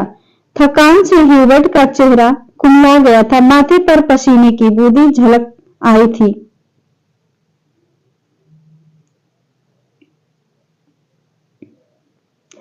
कल रात आपकी तबीयत क्या कुछ खराब हो गई थी? आपने कैसे जाना? क्या मैं आश्वस्त दिख रहा हूँ? ह्यूबर्ट के स्वर में हल्की सी खींच का आभास हुआ। सब लोग मेरी सेहत को लेकर क्यों बात शुरू करते हैं, उसने सोचा। नहीं, मुझे तो पता भी नहीं चला। वह तो सुबह करीमुद्दीन ने बातों ही बातों में जिक्र छेड़ दिया था। लतिका कुछ अप्रतिभ सी हो गई। कोई खास बात नहीं, पुराना दर्द शुरू हो गया था अब बिल्कुल ठीक हूँ। अपने कथन की पुष्टि के लिए ह्यूबर्ट छाती सीधी करके तेज कदम बढ़ाने लगा। डॉक्टर मुखर्जी को दिखलाया था, वह सुबह आए थे। उनकी बात कुछ समझ में नहीं आती, हमेशा दो बातें एक दूसरे से उल्टी कहते थे कि इस बार मुझे 6-7 महीने की छुट्टी लेकर आराम करना चाहिए, लेकिन अगर मैं ठीक हूं तो भला इसकी क्या जरूरत? ह्यूबर्ट कह रहा। ह्यूबर्ट के स्वर में व्यथा की छाया लतिका से छिपी न रह सकी। बात को टालते हुए उसने कहा, आप तो नाहक चिंता करते हैं मिस्टर ह्यूबर्ट। आजकल मौसम बदल रहा है, अच्छे भले आदमी तक बीमार हो जाते हैं। कौन कह रहा है? लतिका। ह्यूबर्ट का चेहरा प्रसन्नता से दमकने लगा। उसने लतिका को ध्यान से देखा। वह अपने दिल का संशय मिटाने के लिए निश्चित हो जाना चाहता था कि कहीं लतिका उसे केवल दिलासा देने के लिए ही तो झूठ नहीं बोल रही है। यही तो मैं सोच रहा था मिस लतिका। डॉक्टर की सलाह सुनकर मैं डर ही गया। भला 6 महीने की छुट्टी लेकर मैं अकेला क्या करूंगा? स्कूल में तो बच्चों के संग मन लग जाता है। सच पूछो तो दिल्ली में 1-2 महीनों की छुट्टियां काटना भी दूभर हो जाता है। मिस्टर ह्यूबर्ट, कल आप दिल्ली जा रहे हैं? लतिका चलते चलते हठात ठिठक गई। सामने पोलो ग्राउंड फैला था जिसके दूसरी ओर मिलिट्री की ट्रकें कंटोनमेंट की ओर जा रही थी। ह्यूबर्ट को लगा जैसे लतिका की आंखें अधमुधी सी खुली रह गई थी, मानो पलकों का एक पुराना भूला सा सपना सरक आया है। मिस्टर ह्यूबर्ट, आप दिल्ली जा रहे हैं? इस बार लतिका ने प्रश्न नहीं दोहराया। उसके स्वर में केवल एक असीम दूरी भाव घिर आया। बहुत अरसा पहले मैं भी दिल्ली गई थी मिस्टर ह्यूबर्ट। तब मैं बहुत छोटी थी, न जाने कितने बरस बीत गए हैं। हमारी मौसी का ब्याह वहीं हुआ था, दिल्ली में। बहुत सी चीजें देखी थी, लेकिन अब तो सब कुछ धुंधला सा पड़ गया है। इतना याद है कि हम कुतुब पर चढ़े थे। सबसे ऊंची मंजिल से हमने नीचे झांका था। न जाने कैसा लगा था। नीचे चलते हुए आदमी चाबी भरे हुए खिलौनों से लगते थे। हमने ऊपर से उन पर मूंगफलियां फेंकी थी, लेकिन हम बहुत निराश हुए थे क्योंकि उनमें से किसी ने हमारी तरफ नहीं देखा। शायद मां ने मुझे डांटा था और फिर सिर्फ नीचे झांकते हुए डर गई थी। सुना है अब तो दिल्ली इतना बदल गया है कि पहचाना नहीं जाता। वे दोनों फिर चलने लगे। हवा का वेग ढीला पड़ने लगा। उड़ते हुए बादल अब सुस्ताने से लगे थे। उनकी छायाएं नंदा देवी और पंचचूली की पहाड़ियों पर गिर रही थी। कहा? नंदा देवी और पंचचूली की पहाड़ियों पर गिर रही थी। तो पूछा जा सकता है कौन सी पहाड़ियों का जिक्र है? नंदा देवी और पंचचूली पहाड़ियों का जिक्र है इस कहानी में। पूछ लेगा किस कहानी में है, तो परिंदे। ठीक है। स्कूल के पास पहुंचते पहुंचते चीड़ के पेड़ पीछे छूट गए। कहीं कहीं खुबानी के पेड़ों के आसपास बुरुश के लाल फूल धूप में चमक जाते थे। स्कूल तक आने में उन्होंने पोलो ग्राउंड का लंबा चक्कर लगा लिया था। मिस लतिका, आप कभी छुट्टियों में जाती क्यों नहीं? सर्दियों में तो यहाँ सब कुछ वीरान हो जाता होगा।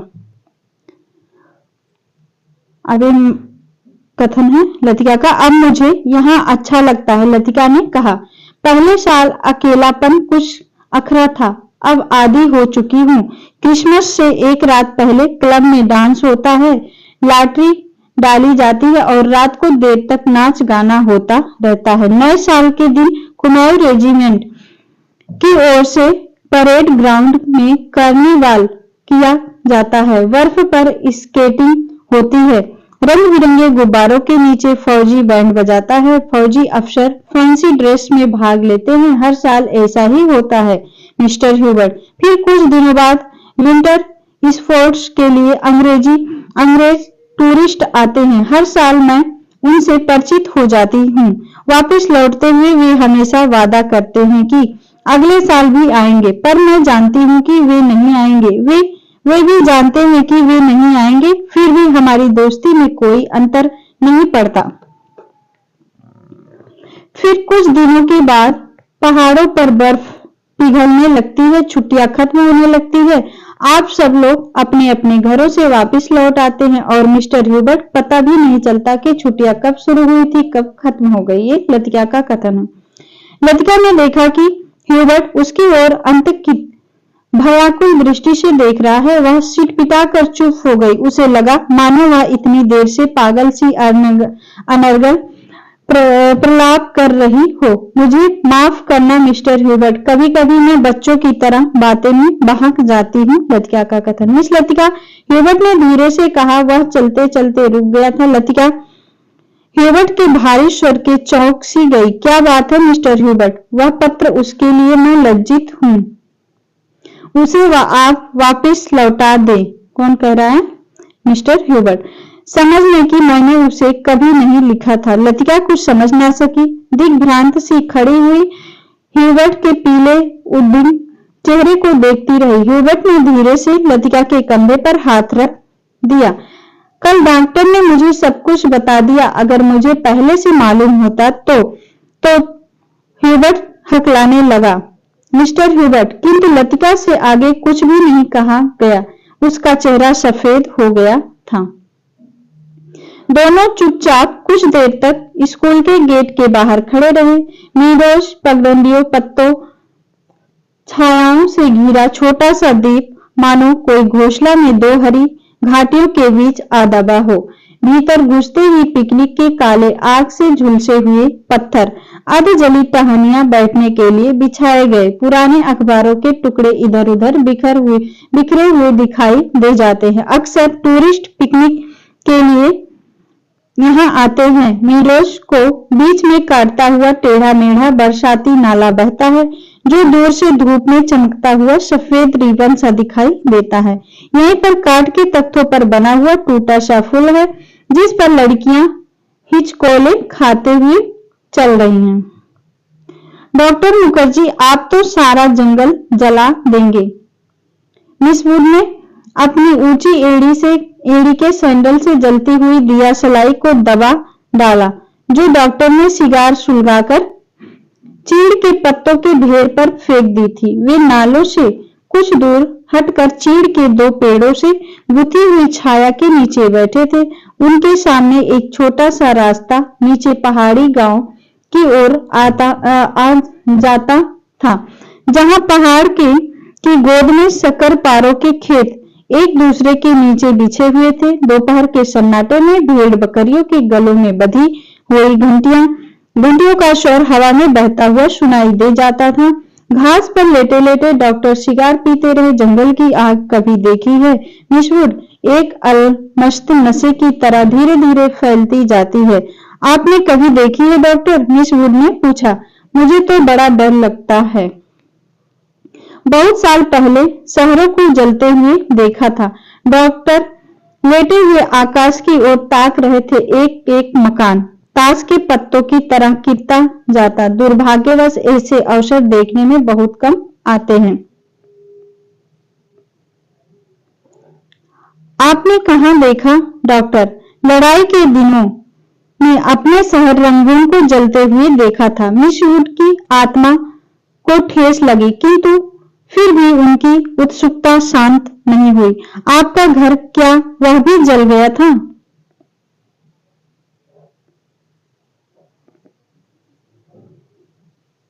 डॉक्टर कुछ देर तक चुपचाप लेटा रहा। हम उसे खाली छोड़कर चले आए थे, मालूम नहीं बाद में क्या हुआ। अपने व्यक्तिगत जीवन के संबंध में कुछ भी कहने में डॉक्टर को कठिनाई महसूस होती है। डॉक्टर, क्या आप कभी वापस बर्मा जाने की बात नहीं सोचते? डॉक्टर ने अंगड़ाई ली और करवट बदलकर औंधे मुंह लेट गए। उनकी आंखें मुद गई और माथे पर बालों की लटें झूल आई।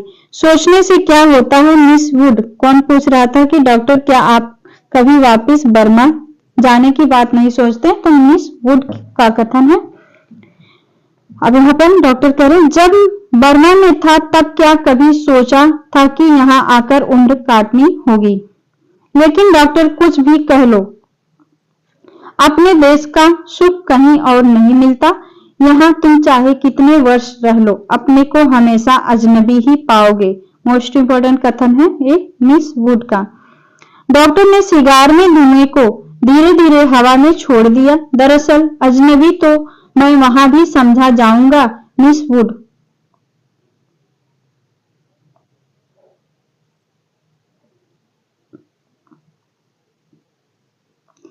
मिस वुड, इतने वर्षों बाद मुझे कौन पहचानेगा? इस उम्र में नए सिरे से रिश्ते जोड़ना काफी सिरदर्द का काम है। कम से कम मेरे बस की बात नहीं है। लेकिन डॉक्टर, आप कब तक इस पहाड़ी कस्बे में पड़े रहेंगे? इसी देश में रहना है तो किसी बड़े शहर में प्रैक्टिस शुरू कीजिए। प्रैक्टिस बढ़ाने के लिए कहां कहां भटकता फिरूंगा मिस वुड। जहां रहो वहीं मरीज मिल जाते हैं। यहाँ आया था कुछ दिनों के लिए, फिर मुद्दत हो गई और टिका रहा। जब कभी भी जी उबेगा कहीं चला जाऊंगा। जड़ें कहीं नहीं जमती तो पीछे भी कुछ नहीं छूट जाता। मुझे अपने बारे में कोई गलतफहमी नहीं है मिस वुड। मैं सुखी हूं। मिस वुड ने डॉक्टर की बात पर विशेष ध्यान नहीं दिया। दिल में वह हमेशा डॉक्टर को उच्च श्रृंखला, लापरवाह और सनकी समझती रही है, किंतु डॉक्टर के चरित्र में उनका विश्वास है, ना जाने क्यों। क्योंकि डॉक्टर ने जाने अनजाने में उसका कोई प्रमाण दिया हो, यह उन्हें याद नहीं पड़ता। मिस वुड ने एक ठंडी सांस भरी। वह हमेशा यह सोचती थी कि यदि डॉक्टर इतनी आलसी और लापरवाह ना होता तो अपनी योग्यता के बल पर काफी चमक सकता था। इसलिए उन्हें डॉक्टर पर क्रोध भी आता था और खुद भी होता था, दुख भी होता था। मिस वुड ने अपने बैग के ऊन का गोला और सलाइयां निकाली। फिर उसके नीचे से अखबार में लिपटा हुआ चौड़ा कॉफी का डिब्बा उठाया, जिसमें अंडों की सैंडविचें और हैमबर्गर दबे हुए थे। थर्मस से प्यालों में कॉफी उड़ेलते हुए मिस वुड ने कहा, डॉक्टर, काफी ठंडी हो रही है। डॉक्टर लेटे लेटे बुड़बुड़ाया। मिस वुड ने नीचे झुककर देखा। वह कोहनी पर सिर टिकाए सो रहा था। ऊपर का होठ जरा सा फैल कर मुड़ गया था, मानो किसी से मजाक करने से पहले मुस्कुरा रहा हो। उसकी अंगुलियों में दबा हुआ सिंगार नीचे झुका हुआ लटक रहा था। मेरी मेरी व्हाट डू यू वाट। दूसरे स्टैंडर्ड्स में पढ़ने वाली मेरी ने अपने चंचल चपल आंखें ऊपर उठाई। लड़कियों का दायरा उसे घेरे हुए फिर पास आता था, कभी दूर खिंचता चला जाता था। आगे में आई वांट ब्लू। दोनों हाथों में हवा में घुमाते हुए मेरी चिल्लाई। दायरा पानी की तरह टूट गया। कौन? मेरी भी है इसमें पात्र। सब लड़कियां एक दूसरे पर गिरती पड़ती किसी नीली वस्तु को छूने के लिए भाग दौड़ करने लगी। लंच समाप्त हो चुका था। लड़कियों के छोटे छोटे दल मीडोज में बिखर गए थे। ऊंची क्लास की कुछ लड़कियां चाय का पानी गर्म करने के लिए पेड़ों पर चढ़कर सूखी टहनियां तोड़ रही थी। दोपहर की उस घड़ी में मीडोज अलसाया उगता सा जान पड़ता था। हवा का कोई भूला भटका झोंका चीड़ के पत्ते खड़खड़ा उठते थे। कभी कोई पक्षी अपनी सुस्ती मिटाने झाड़ियों से उड़कर नाले के किनारे बैठ जाता था, पानी में सिर डुबोता था, फिर उबकर हवा में दो चार निरुद्देश चक्कर काटकर दोबारा झाड़ियों में दुबक जाता था। किंतु जंगल की खामोशी शायद कभी चुप नहीं रहती। गहरी नींद में डूबी सपनों की कुछ आवाजें नीरवता के हल्के झीने पर्दे पर सलवटे बिछा जाती हैं। मूक लहरों से हवा में तिरती है, मानो कोई दबे पांव झांककर अदृश्य संकेत पर जाता है। देखो मैं यहाँ हूँ, लतिका ने जूली के बाव हेयर को सहलाते हुए कहा। तुम्हें कल रात बुलाया था। जूली पात्र है, ठीक है। मेरी जूली। मैडम मैं गई थी, आप अपने कमरे में नहीं थी। लतिका को याद आया कि रात वह डॉक्टर के कमरे के टेरेस पर देर तक बैठी रही थी और भीतर ह्यूबर्ट पियानो का शोपा का नॉकटर्न बजा रहा था। जूली, तुमसे कुछ पूछना था। उसे लगा वह जूली की आंखों से अपने को बचा रही है। जूली ने अपना चेहरा ऊपर उठाया। उसकी बुरी आंखों से कौतूहल झांक रहा था। तुम ऑफिसर्स मेस में किसी को जानती हो? जूली ने अनिश्चित भाव से सिर हिलाया। लतिका कुछ देर तक जूली को अपलक घूरती रही। जूली, मुझे विश्वास है तुम झूठ नहीं बोलोगी। कुछ क्षण पहले जूली की आंखों में जो कौतूहलता थी वह भय में परिणित होने लगा। लतिका ने अपनी जैकेट की जेब से एक नीला लिफाफा निकालकर जूली की गोद में फेंक दिया। यह किसकी चिट्ठी है? जूली ने लिफाफा उठाने के लिए हाथ बढ़ाया, किंतु फिर एक क्षण के लिए उसका हाथ कांपकर ठिठक गया। लिफाफे पर उसका नाम और हॉस्टल का पता लिखा था। आगे, थैंक यू मैडम, मेरे भाई का पत्र है, वह झांसी में रहता है। कौन कह रहा है? जूली। जूली ने घबराहट में लिफाफे को अपने स्कर्ट की तहों में छिपा लिया। जूली, जरा मुझे लिफाफा दिखलाओ। लतिका का स्वर तीखा कर्कश सा हो आया। जूली ने अनमाने भाव से लतिका को पत्र दे दिया। तुम्हारे भाई झांसी में रहते हैं। जूली इस बार कुछ नहीं बोली। उसकी उद्भ्रांत उखड़ी सी आंखें लतिका को देखती रही। यह क्या है? जूली का चेहरा सफेद पड़ गया। लिफाफे पर कुमाई रेजिमेंट सेंटर की मुहर उसकी ओर घूर रही थी। कौन है यह? लतिका ने पूछा। उसने पहले ही हॉस्टल में उड़ती हुई अफवाह सुनी थी कि जूली को क्लब में किसी मिलिट्री अफसर के संग देखा गया था, किंतु ऐसी अफवाहें अक्सर उड़ती रहती थी और उसने उन पर विश्वास नहीं किया था। जूली तुम अभी बहुत छोटी हो। जूली के होठ कांपे, उसकी आंखों में मेरी याचना का भाव घिर आया। अच्छा अभी जाओ, तुमसे छुट्टियों के बाद बातें करूंगी। जूली ने ललचाई दृष्टि से लिफाफे को देखा, कुछ बोलने को उगत हुई, फिर बिना कुछ कहे चुपचाप वापस लौट गई। लतिका देर तक जूली को देखती रही, जब तक वह आंखों से ओझल नहीं हो गई। क्या मैं किसी खुशट बुढ़िया से कम हूं? अपने अभाव का बदला क्या मैं दूसरों से ले रही हूं? शायद, कौन जाने, शायद जूली का यह प्रथम परिचय हो उस अनुभूति से जिसे कोई भी लड़की बड़े चाव से सजोकर संभालकर अपने में छिपाए रहती है। एक अनिर्वचनीय सुख जो पीड़ा लिए है, पीड़ा और सुख को डुबोती हुई उमड़ते ज्वर की खुमारी जो दोनों को अपने में समो लेती है। एक दर्द जो आनंद से उपजा है और पीड़ा देता है। यही इस देवदार के नीचे उसे भी यही लगा था जब गिरीश ने पूछा था, तुम चुप क्यों हो? वह आंखें मूंदे सोच रही थी। सोच कहाँ रही थी, जी रही थी उस क्षण को जो भय और विस्मय के बीच भींचा था, बहका सा पागल क्षण। वह अभी पीछे मुड़ेगी तो गिरीश की नर्वस मुस्कुराहट दिखाई दे जाएगी। उस दिन से आज दोपहर तक का अतीत एक दुस्वप्न की मानिंद टूट जाएगा। वही देवदार है जिस पर उसने अपने बालों के क्लिप से गिरीश का नाम लिखा था। पेड़ की छाल उतरती नहीं थी, क्लिप टूट टूट जाता था, तब गिरीश ने अपने नाम के नीचे उसका नाम लिखा था। जब कभी कोई अक्षर बिगड़कर टेढ़ा मेढ़ा हो जाता था तब वह हंसती थी और गिरीश का कांपता हाथ और भी कांप जाता था। लतिका को लगा कि जो वह याद करती है वही भूलना भी चाहती है, लेकिन जब सचमुच भूलने लगती है तब उसे भय लगता है कि जैसे कोई किसी चीज को उसके हाथों से छीने लिए जा रहा है, ऐसा कुछ जो सदा के लिए खो जाएगा। बचपन में जब कभी वह अपने किसी खिलौने को खो देती थी तो वह गुमसुम सी होकर सोचा करती थी, कहाँ रख दिया मैंने। जब बहुत दौड़ धूप करने पर खिलौना मिल जाता तो वह बहाना करती कि अभी उसे खोज ही रही थी कि वह अभी मिला नहीं है।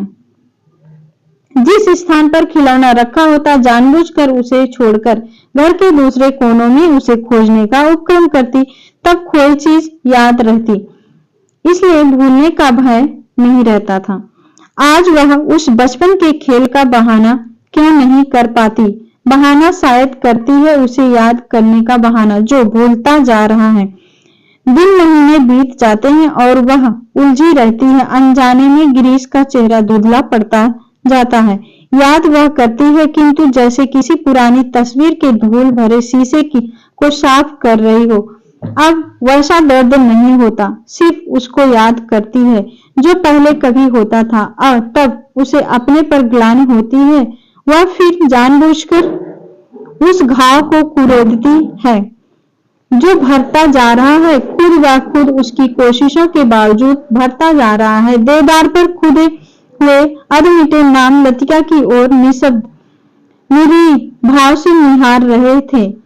निर्दोष के घने सन्नाटे में नाले पार से खेलती हुई लड़कियों की आवाजें गूंज रही थी। What do you want? What do you want? तितलियां झिंगुर जुगनी निर्दोष पर उतरती हुई सांझ की छायाओं में पता नहीं चलता कौन आवाज किसकी है। दोपहर के समय जिन आवाजों को अलग अलग पहचाना जा सकता था, अब वे एक स्वरता की अविरल धारा में घुल गई थी। घास से अपने पैरों को पोंछता हुआ कोई रेंग रहा है। झाड़ियों की झुरमुट में पैरों को फड़फड़ाता हुआ झपट कर कोई ऊपर से उड़ जाता है, किंतु ऊपर देखो तो कुछ भी नहीं है। निर्दोष के झरने का गड़गड़ाता स्वर जैसे अंधेरी सुरंग में झपाटे से ट्रेन गुजर गई हो और देर तक उसमें सीटियों और पहियों की चित्कार गूंजती रही हो। पिकनिक कुछ देर तक और चलती, किंतु बादलों की तह एक दूसरे पर चढ़ती जा रही थी। पिकनिक का सामान बटोरा जाने लगा। मीडोज के चारों ओर बिखरी हुई लड़कियां मिस वुड के इर्द गिर्द जमा होने लगी। अपने संग वे अजीबोगरीब चीजें बटोर लाई थी। कोई किसी पक्षी के टूटे पंख को बालों में लगाए हुए थी, किसी ने पेड़ की टहनी को चाकू से छीलकर उस छोटी सी बेंत बना ली थी। ऊंची क्लास की कुछ लड़कियों ने अपने अपने रुमालों में नालों से पकड़ी हुई छोटी छोटी बालिश भर की मछलियों को दबाकर रखा था, जिन्हें मिस वुड से छिपकर वे एक दूसरे को दिखा रही थी। मिस वुड लड़कियों की टोली के संग आगे निकल गई थी। मीडोज से पक्की सड़क तक 3-4 फर्लांग की चढ़ाई थी। लतिका हांफने लगी। डॉक्टर मुखर्जी सबसे पीछे आ रहे थे। लतिका के पास पहुंचकर वह ठिठक गए।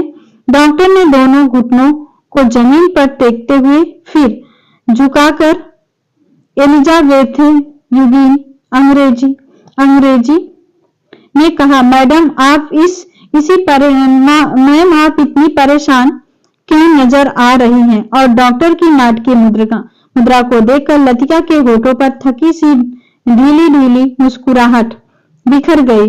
प्यास के मारे गला सूख रहा है और यह चढ़ाई है कि खत्म होने में नहीं आती। डॉक्टर ने अपने कंधे पर लटकते हुए थर्मस को उतारकर लतिका के हाथों में देते हुए कहा, थोड़ी सी काफी बची है, शायद कुछ मदद कर सके। पिकनिक में तुम कहाँ रह गए डॉक्टर? कहीं दिखाई नहीं दिए। दोपहर भर सोता रहा मिस वुड के संग। मेरा मतलब है मिस वुड पास बैठी थी। मुझे लगता है मिस वुड मुझसे मोहब्बत करती हैं। कोई भी मजाक करते समय डॉक्टर अपनी मूंछों के नाकों कोनों को चबाने लगता है। क्या कहती थी? लतिका ने थर्मस से कॉफी को मुंह में उड़ेल लिया। शायद कुछ कहती, लेकिन बदकिस्मती से बीच में ही मुझे नींद आ गई। मेरी जिंदगी में कुछ खूबसूरत प्रेम प्रसंग कमबख्त इस नींद के कारण अधूरे रह गए हैं। और इस दौरान में जब दोनों बातें कर रहे थे, उनके पीछे मीडोज और मोटर रोड के संग चढ़ती हुई चीड़ और बांज के वृक्षों की कतारें सांझ के घिरते अंधेरे में डूबने लगी। मानो प्रार्थना करते हुए उन्होंने चुपचाप अपने सिर नीचे झुका लिए हो। इन्हीं पेड़ों के ऊपर बादलों में गिरजे काकरास कहीं उलझा पड़ा था। उसके नीचे पहाड़ों की ढलान पर बिछे हुए खेत भागती हुई गिलहरियों से लग रहे थे, जो मानो किसी की टो में स्तब्ध ठिठक गई हो। डॉक्टर कहते हैं मिस्टर ह्यूबर्ट पिकनिक पर नहीं आए। डॉक्टर मुखर्जी टॉर्च जलाकर लतिका के आगे आगे चल रहे थे। मैंने उन्हें मना कर दिया था, इसलिए। अंधेरे में पैरों के नीचे दबे हुए पत्तों की चरमराहट के अतिरिक्त कुछ सुनाई नहीं देता था। डॉक्टर मुखर्जी ने धीरे से खांसा। पिछले कुछ दिनों से मुझे संदेह होता जा रहा है कि ह्यूबर्ट की छाती का दर्द शायद मामूली दर्द नहीं है। डॉक्टर थोड़ा सा हंसा, जैसे उसे अपनी यह गंभीरता अरुचिकर लग रही हो। डॉक्टर ने प्रतीक्षा की शायद लतिका कुछ कहेगी, किंतु लतिका चुपचाप उसके पीछे चल रही थी। यह मेरा महज शक है, शायद मैं बिल्कुल गलत हूं, किंतु यह बेहतर होगा कि वह अपने एक फेफड़े का एक्सरे करा ले। इससे कम से कम कोई भ्रम तो नहीं रहेगा। आपने मिस्टर ह्यूबर्ट से इसके बारे में कुछ कहा है? अभी तक कुछ नहीं कहा है। ह्यूबर्ट जरा सी बात पर चिंतित हो उठता है, इसलिए कभी साहस नहीं हो पाता। डॉक्टर को लगा उसके पीछे आते हुए लतिका के पैरों का स्वर सहसा बंद हो गया है। उन्होंने पीछे मुड़कर देखा। लतिका बीच सड़क पर अंधेरे में छाया सी चुपचाप निश्चल खड़ी है। डॉक्टर, लतिका का स्वर भर्राया हुआ था। क्या बात है मिस लतिका, आप रुक क्यों गई? डॉक्टर, क्या मिस्टर ह्यूबर्ट? डॉक्टर ने अपनी टॉर्च की मध्यम रोशनी लतिका पर उठा दी। उसने देखा लतिका का चेहरा एकदम पीला पड़ गया था और वह रह रहकर पत्ते सी कांप जाती है। मिस लतिका, क्या बात है? आप तो बहुत डरी सी जान पड़ती हैं। कुछ नहीं डॉक्टर, मुझे कुछ याद आ गया था। वे दोनों फिर चलने लगे। कुछ दूर जाने पर उनकी आंखें ऊपर उठ गई।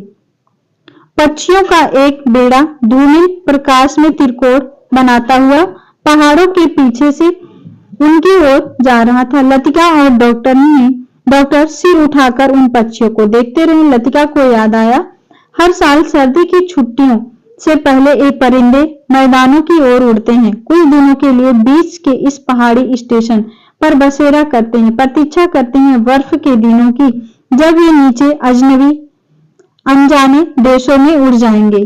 क्या वे सब भी प्रतीक्षा कर रहे हैं? डॉक्टर मुखर्जी, मिस्टर ह्यूबर्ट, लेकिन कहाँ के लिए? हम कहाँ जाएंगे? आगे, किंतु उसका कोई उत्तर नहीं मिला। उस अंधेरे में नीरोज के झरने के भूतैले स्वर और चीड़ के पत्तों की सरसराहट के अतिरिक्त कुछ सुनाई नहीं देता था। लतिका हड़बड़ाकर चौंक गई। अपनी छड़ी पर झुका हुआ डॉक्टर धीरे धीरे सीटी बजा रहा था। मिस लतिका, जल्दी कीजिए, बारिश शुरू होने वाली है। होटल पहुंचते पहुंचते बिजली चमकने लगी थी, किंतु उस रात बारिश देर तक नहीं हुई। बादल बरसने भी नहीं पाते थे कि हवा के थपेड़ों से धकेल दिए जाते थे। दूसरे दिन तड़के ही बस पकड़नी थी, इसलिए डिनर के बाद लड़कियां सोने के लिए अपने अपने कमरों में चली गई थी। आगे, जब लतिका अपने कमरे में गई तो उस समय कुमाऊं रेजिमेंट सेंटर का बिगुल बज रहा था। उसके कमरे में करमुद्दीन कोई पहाड़ी धुन गुनगुनाता हुआ लैंप में गैस पंप कर रहा था। लतिका उन्हीं कपड़ों में तकिए को दोहरा करके लेट गई। करमुद्दीन ने उड़ती हुई निगाह से लतिका को देखा, फिर अपने काम में जुट गया। पिकनिक कैसी रही मेम साहब? तुम क्यों नहीं आए? सब लड़कियां तुम्हें पूछ रही थी। लतिका को लगा दिन भर की थकान धीरे धीरे उसके शरीर की पसलियों पर चिपटती जा रही है। अनायास उसकी आंखें नींद के बोझ से झपकने लगी हैं। मैं चला आता तो ह्यूबर्ट साहब की तीमारदारी कौन करता? दिन भर उनके बिस्तर से सटा हुआ बैठा रहा और अब वह गायब हो गए हैं। करमुद्दीन ने कंधे पर लटकते हुए मैचे कुचले तौलिए को उतार और लैंप के शीशों की गर्द पोंछने लगा। लतिका की अधमधी आंखें खुल गईं। क्या ह्यूबर्ट साहब अपने कमरे में नहीं है? खुदा जाने इस हालत में कहाँ भटक रहे हैं।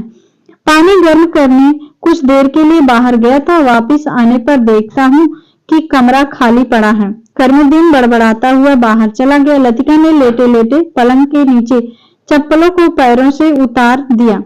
ह्यूबर्ट इतनी रात कहाँ गए? किंतु लतिका की आंखें फिर झपक गई। दिन भर की थकान ने सब परेशानियों प्रश्नों पर कुंजी लगा दी थी। मानो दिन भर आंख मिचौने खेलते हुए उसने अपने कमरे के दया को छू लिया था। अब वह सुरक्षित थी। कमरे की चार दीवारी के भीतर उसे कोई नहीं पकड़ सका। दिन के उजाले में वह गवाह थी, मुजरिम थी। हर चीज का उसने तकाजा किया था। अब इस अकेलेपन में कोई गिला नहीं, उलाहना नहीं। ये वाला महत्वपूर्ण है कथन। सब खींचातानी खत्म हो गई है। जो अपना है वह बिल्कुल अपना सा हो गया है। जो अपना नहीं है उसका दुख नहीं, अपनाने की फुर्सत नहीं। लतिका ने दीवार की ओर मुंह घुमा लिया। लैंप के फीके आलोक में हवा में कांपते पर्दों की छायाएं हिल रही थी। बिजली कड़कने से खिड़कियों के शीशे चमक जाते थे। दरवाजे चटकने लगते थे, जैसे कोई बाहर से धीमे धीमे खटखटा रहा हो। कॉरिडोर से अपने अपने कमरों में जाती हुई लड़कियों की हंसी, बातों के कुछ शब्द, फिर सब कुछ शांत हो गया। किंतु फिर भी देर तक कच्ची नींद भी वह लैंप का धीमा सा सी स्वर सुनती रही। कब वह स्वर भी मौन का भाग बनकर मूक हो गया, उसे पता न चला। कुछ देर बाद उसको लगा सीढ़ियों से कुछ दबी आवाजें ऊपर आ रही हैं। बीच बीच में कोई चिल्ला उठता है और फिर सहसा आवाजें धीमी पड़ जाती हैं। मिस लतिका, जरा अपना लैंप ले आइए। कॉरिडोर के नीचे से डॉक्टर मुखर्जी की आवाज आई थी। कॉरिडोर में अंधेरा था। वह 3-4 सीढ़ियां नीचे उतरी, लैंप नीचे किया। सीढ़ियों से सटे जंगले पर ह्यूबर्ट ने अपना सिर रख दिया था। उसकी एक बांह जंगले के नीचे लटक रही थी और दूसरी डॉक्टर के कंधे पर झूल रही थी, जिसे डॉक्टर ने अपने हाथों से पकड़ रखा था। मिस लतिका, लैंप जरा और नीचे झुका दीजिए। Hubert, Hubert. डॉक्टर ने ह्यूबर्ट को सहारा देकर ऊपर खींचा। ह्यूबर्ट ने अपना चेहरा ऊपर किया। विस्की की तेज बू का झोंका लतिका के सारे शरीर को झंझोड़ गया। ह्यूबर्ट की आंखों में सुर्ख डोर खींच आए थे। कमीज का कॉलर उल्टा हो गया था और टाई की गांठ ढीली होकर नीचे खिसक आई थी। लतिका ने कांपते हाथों से लैंप सीढ़ियों पर रख दिया और आप दीवार के सहारे खड़ी हो गई। उसका सिर चकराने लगा था। In a back lane of the city there is a girl who loves me. Hubert हिचकियों के बीच गुनगुना उठता था। Hubert, please, please. डॉक्टर ने ह्यूबर्ट के लड़खड़ाते शरीर को अपनी मजबूत गिरफ्त में ले लिया। मिस लतिका, आप लैंप लेकर आगे चलिए। लतिका ने लैंप उठाया। दीवार पर उन तीनों की छाएं डगमगाने लगी। In a back lane of the city there in a girl who loves me. Hubert doctor Mukherjee के कंधे पर सिर टिकाए अंधेरी सीढ़ियों पर उल्टे सीधे पैर रखता चढ़ रहा था। डॉक्टर, हम कहाँ हैं? ह्यूबर्ट सहसा इतनी जोर से चिल्लाया कि उसकी लड़खड़ाती आवाज सुनसान अंधेरे में कॉरिडोर की छत से टकराकर देर तक हवा में गूंजती रही। आगे में ह्यूबर्ट, डॉक्टर को एकदम ह्यूबर्ट पर गुस्सा आ गया। फिर अपने गुस्से पर ही उसे खींच सी हो आई और ह्यूबर्ट की पीठ थपथपाने लगा। कुछ बात नहीं ह्यूबर्ट डियर, तुम सिर्फ थक गए हो। ह्यूबर्ट ने अपनी आंखें डॉक्टर पर गड़ा दी। उन्हें एक भयभीत बच्चे की सी कतारता झलक रही थी, मानो डॉक्टर के चेहरे से वह किसी प्रश्न का उत्तर पा लेना चाहता हो। ह्यूबर्ट के कमरे में पहुंचकर डॉक्टर ने उसे बिस्तर पर लिटा दिया। ह्यूबर्ट ने बिना किसी विरोध के चुपचाप जूते मोजे उतरवा दिए। जब डॉक्टर ह्यूबर्ट की टाई उतरने लगा तो ह्यूबर्ट अपनी कुर्मी के सहारे उठाकर कुछ देर तक डॉक्टर को आंखें फाड़ते हुए घूरता रहा। फिर धीरे से उसका हाथ पकड़ लिया। डॉक्टर, क्या मैं मर जाऊंगा? कैसे बात करते हो ह्यूबर्ट? डॉक्टर ने हाथ छुड़ाकर धीरे से ह्यूबर्ट को कसी तकिए पर टिका दिया। आगे, good night Hubert. Good night doctor. Hubert ने करवट बदल ली। Good night mister Hubert. Latika का स्वर सिहर गया, किंतु ह्यूबर्ट ने कोई उत्तर नहीं दिया। करवट बदलते ही उसे नींद आ गई थी।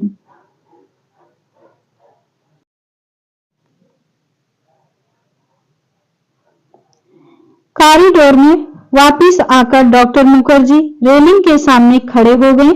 हवा के तेज झोंकों से आकाश में फैले बादलों की परतें जब कभी इकहरी हो जाती, तब उनके पीछे चांदनी बुझती हुई आग के धुएं सी आसपास की पहाड़ियों पर फैल जाती थी। आपको मिस्टर ह्यूबर्ट कहाँ मिले? लतिका कॉरिडोर के दूसरे कोने में रेलिंग पर झुकी हुई थी। क्लब के बार में उन्हें देखा था। मैं न पहुंचता तो न जाने कब तक बैठे रहते। डॉक्टर मुखर्जी ने सिगरेट जलाई। उन्हें अभी 1-2 मरीजों के घर जाना था। कुछ देर तक उन्हें टाल देने के इरादे से वह कॉरिडोर में खड़े रहे। नीचे अपने क्वार्टर में बैठा हुआ करमुद्दीन माउथ ऑर्गन पर कोई पुरानी फिल्मी धुन बजा रहा था। आगे है, आज दिन भर बादल छाए रहे लेकिन खुलकर बारिश नहीं हुई। क्रिसमस तक शायद मौसम ऐसा ही रहेगा। कुछ देर तक दोनों चुपचाप खड़े रहे। कन्वेंट स्कूल के बाहर फैले लॉन से झींगरों का अनवरत स्वर चारों ओर फैली निस्तंभता को और भी अधिक घना बना रहा था।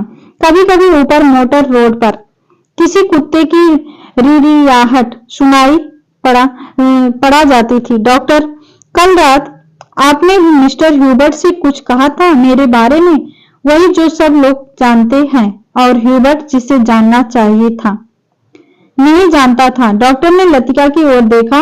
वह जड़वत अविचलित रेलिंग पर झुकी हुई थी। वैसे हम सबकी अपनी अपनी जिद होती है, कोई छोड़ जाता है, कोई आखिरी तक उससे चिपका रहता। मोस्ट इंपॉर्टेंट कथन है डॉक्टर मुखर्जी का। वैसे हम हम सबकी अपनी अपनी जिद होती है, कोई छोड़ जाता है, कोई आखिर तक उससे चिपका रहता है। डॉक्टर मुखर्जी अंधेरे में मुस्कुराए। उनकी मुस्कुराहट में सूखा सा विरक्ति का भाव भरा था। कभी कभी मैं सोचता हूँ मिस लतिका, किसी चीज को जानना, ये वाला कथन मोस्ट इम्पोर्टेंट है। कभी कभी मैं सोचता हूँ मिस लतिका, किसी चीज को न जानना यदि गलत है तो जानबूझकर ना बोल पाना, हमेशा जोक की तरह उससे चिपटे रहना, यह भी गलत है। बर्मा से आते हुए मेरी पत्नी की मृत्यु हुई थी, मुझे अपनी जिंदगी बेकार सी लगी थी। आज इस बात को अरसा गुजर गया और जैसा आप देखती हैं मैं जी रहा हूँ। उम्मीद है कि काफी अरसा और जीऊंगा। जिंदगी काफी दिलचस्प लगती है और यदि उम्र का मजबूरी ना होती तो शायद मैं दूसरी शादी करने में भी ना हिचकता। जिसके बावजूद कोई कह सकता है कि मैं अपनी पत्नी से प्रेम नहीं करता था, आज भी करता हूँ। लेकिन डॉक्टर, लतिका का गला रूंध आया था। क्या मिस लतिका? डॉक्टर, सब कुछ होने के बावजूद वह क्या चीज है जो हमें चलाए चलती है? हम रुकते हैं तो भी अपनी रेले में वह हमें घसीट ले जाती है। लतिका को लगा कि वह जो कहना चाह रही है वह कह नहीं पा रही, जैसे अंधेरे में कुछ खो गया है जो मिल नहीं पा रहा, शायद कभी नहीं मिल पाएगा। या तो शायद आपको फादर एडमंड की बता सकेंगे मिस लतिका। डॉक्टर की खोखली हंसी में उनका पुराना सनकीपन उभर आया था। अच्छा, चलता हूँ मिस लतिका, मुझे काफी देर हो गई है। डॉक्टर ने दिया सलाई जलाकर घड़ी को देखा। Good night miss Latika, good night. Doctor के जाने पर लतिका कुछ देर तक अंधेरे में रीलिंग से सटी खड़ी रही। हवा चलने से कॉरिडोर में जमा हुआ कोहरा सिहर उठता था। शाम को सामान बांटते हुए लड़कियों ने अपने अपने कमरे के सामने जो पुरानी कापियों, अखबारों और रद्दी के ढेर लगा दिए थे, वे सब अब अंधेरे कॉरिडोर में हवा के झोंकों से इधर उधर बिखरने लगे थे। लतिका ने लैंप उठाया और अपने कमरे की ओर जाने लगी। कॉरिडोर में चलते हुए उसने देखा जूली के कमरे में प्रकाश की एक पतली रेखा दरवाजे के बाहर खींच आई है। लतिका को कुछ याद आया। वह कुछ क्षणों तक सांस रोके जूली के कमरे के बाहर खड़ी रही। कुछ देर बाद उसने दरवाजा खटखटाया। भीतर से कोई आवाज नहीं आई। लतिका ने दबे हाथों से हल्का सा धक्का दिया, दरवाजा खुल गया। जूली लैंप बुझाना भूल गई थी। लतिका धीरे धीरे दबे पांव जूली के पलंग के पास चली आई। जूली का सोता हुआ चेहरा लैंप के फीके आलोक में पीला सा दिख रहा था। लतिका ने अपनी जेब से वही नीला लिफाफा निकाला और उसे धीरे से जूली के तकिए के नीचे दबाकर रख दिया। तो यहाँ पर हमारी कहानी समाप्त हुई। हमने पूरी कहानी को लाइन टू लाइन देखा। अब हम देखने वाले हैं दृष्टि के बुक में जो भी महत्वपूर्ण तथ्य दिए गए हैं। ठीक है, तो यहाँ से भी परीक्षा में पूछे जाएंगे। परिंदे, निर्मल वर्मा प्रकाशन। प्रथम प्रकाशन इसका हंस पत्रिका में हुआ था 1957 ईस्वी में। परिंदे कहानी संग्रह 1960 है, यहाँ पर 59 दिया गया है। ठीक है, और इसमें कौन कौन सी कहानियां संकलित है? 7 कहानियां परिंदे कहानी संग्रह में संकलित है, ये भी पूछी गई हैं। और क्या कौन कौन सी संकलित है? पहला है डायरी का खेल, माया का मर्म। आगे है तीसरा गवाह, अंधेरे में, पिक्चर पोस्ट कार्ड, सितंबर की एक शाम, परिंदे। ठीक है, अब देखते हैं इसके महत्वपूर्ण तथ्य। प्रतिपाद, सर्वथा नए ढंग से प्रेम और मानवीय नियति की पड़ताल करती हुई कहानी है। इस कहानी का केंद्रीय कथन मध्य वर्गीय जीवन में व्याप्त अकेलापन है।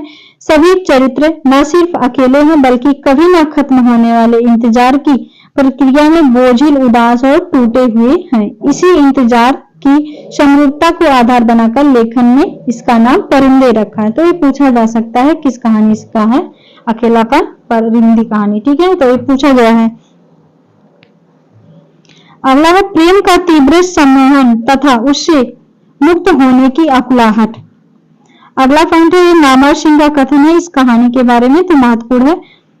फकत 7 कहानियों का संग्रह परिंदे निर्मल वर्मा की ही पहली कृति नहीं है, बल्कि जिसे हम नई कहानी कहना चाहते हैं। उसकी भी पहली कीर्ति है परिंदे, नई कहानी, नाम और सिंह का कथन है मोस्ट इंपॉर्टेंट। अब पात्र है, इसके मुख्य पात्र लतिका एक पहाड़ी कन्वेंट स्कूल में शिक्षिका है, ये भी पूछा गया पॉइंट। पहाड़ी कन्वेंट स्कूल में शिक्षिका है। प्रेमी गिरीश की मृत्यु के बाद उसकी स्मृतियों के प्रति मोह है, तो देख के पूछ लेगा लतिका के बारे में कौन सा कथन सही है, तो यहाँ से पॉइंट बन सकता है। बीला नागा क्लब में जाती है, वहीं गिरीश से परिचय हुआ है। Man eater of Kumaon Girish द्वारा चिढ़ाने के लिए दिया गया नाम था। गिरीश किस नाम से चिढ़ाता था? मैन ईटर ऑफ कुमायूं नाम से लतिका को चिढ़ाता था, ये भी पॉइंट महत्वपूर्ण है। देवदार पर बालों की क्लिप से गिरीश का नाम लिखा था, पूछा जा सकता है किस वृक्ष पर लिखा था? देवदार की वृक्ष पर। मिस्टर ह्यूबर्ट संगीत शिक्षक थे। मिस्टर ह्यूबर्ट लतिका को प्रेम पत्र लिखता है। पियानो पर सोफा नोक्टर्न तथा चाइकोवस्की के कंपोजिशन बजाता है। कौन? Mister Hubert. और प्राण घातक बीमारी से ग्रस्त है।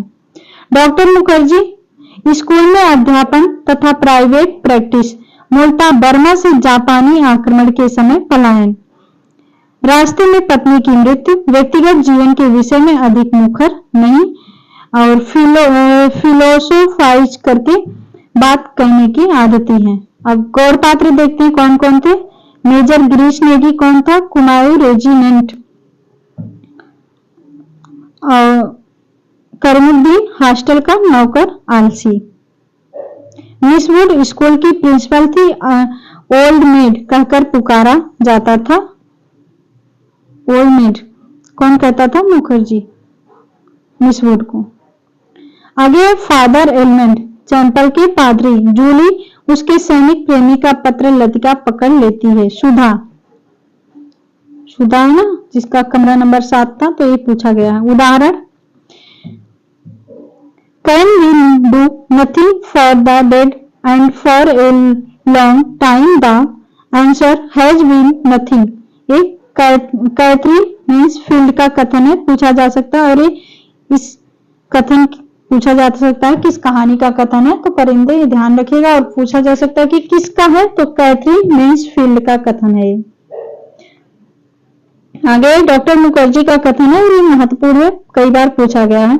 मरने से पहले मैं एक दफा बर्मा जरूर जाऊंगा। और तब एक क्षण के लिए उनकी आंखों में गीली सी नमी छा जाती है। डॉक्टर मुखर्जी। होम सिकनेस की एक ऐसी बीमारी है जिसका इलाज किसी डॉक्टर के पास नहीं है।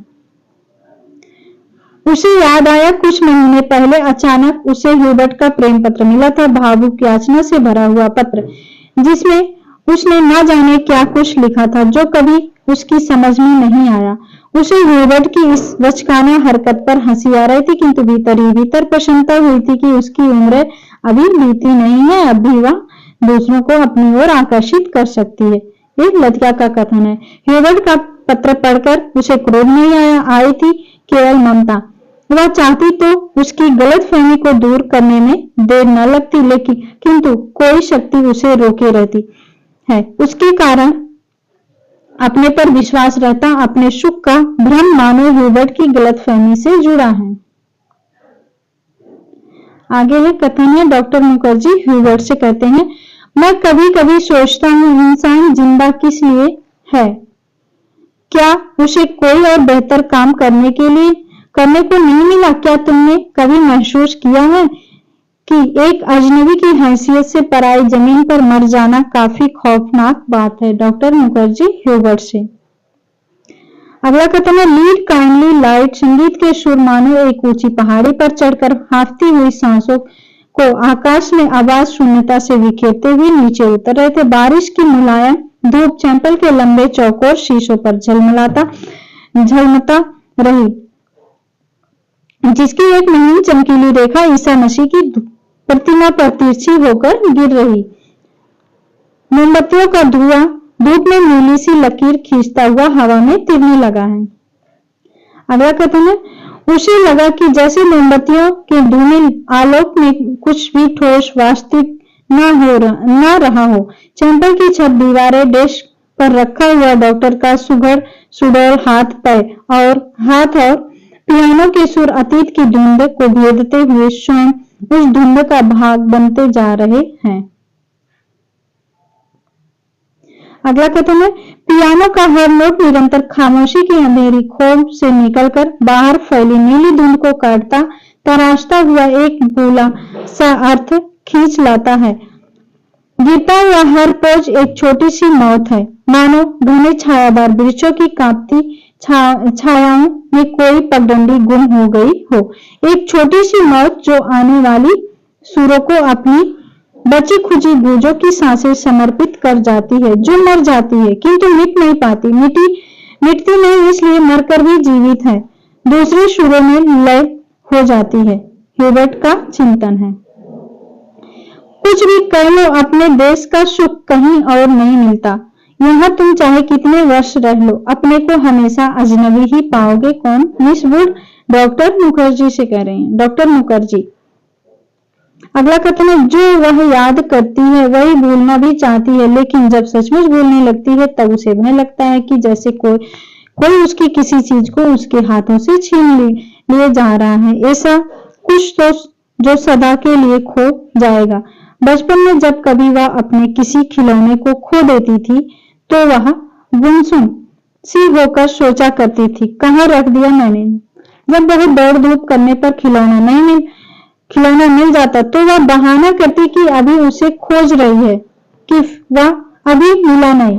जिस स्थान पर खिलौना रखा होता जानबूझकर उसे छोड़कर घर के दूसरे कोने में उसे खोजने का उपक्रम करती है। तब खोई हुई चीज याद रहती है, इसलिए भूलने का भय नहीं रहता है, लतिका सोच रही थी। आज वह उस बचपन के खेल का बहाना क्यों नहीं कर पाती? बहाना शायद करती है, उसे याद करने का बहाना जो भूलता जा रहा है। दिन महीने बीत जाते हैं और वह उलझी रहती है।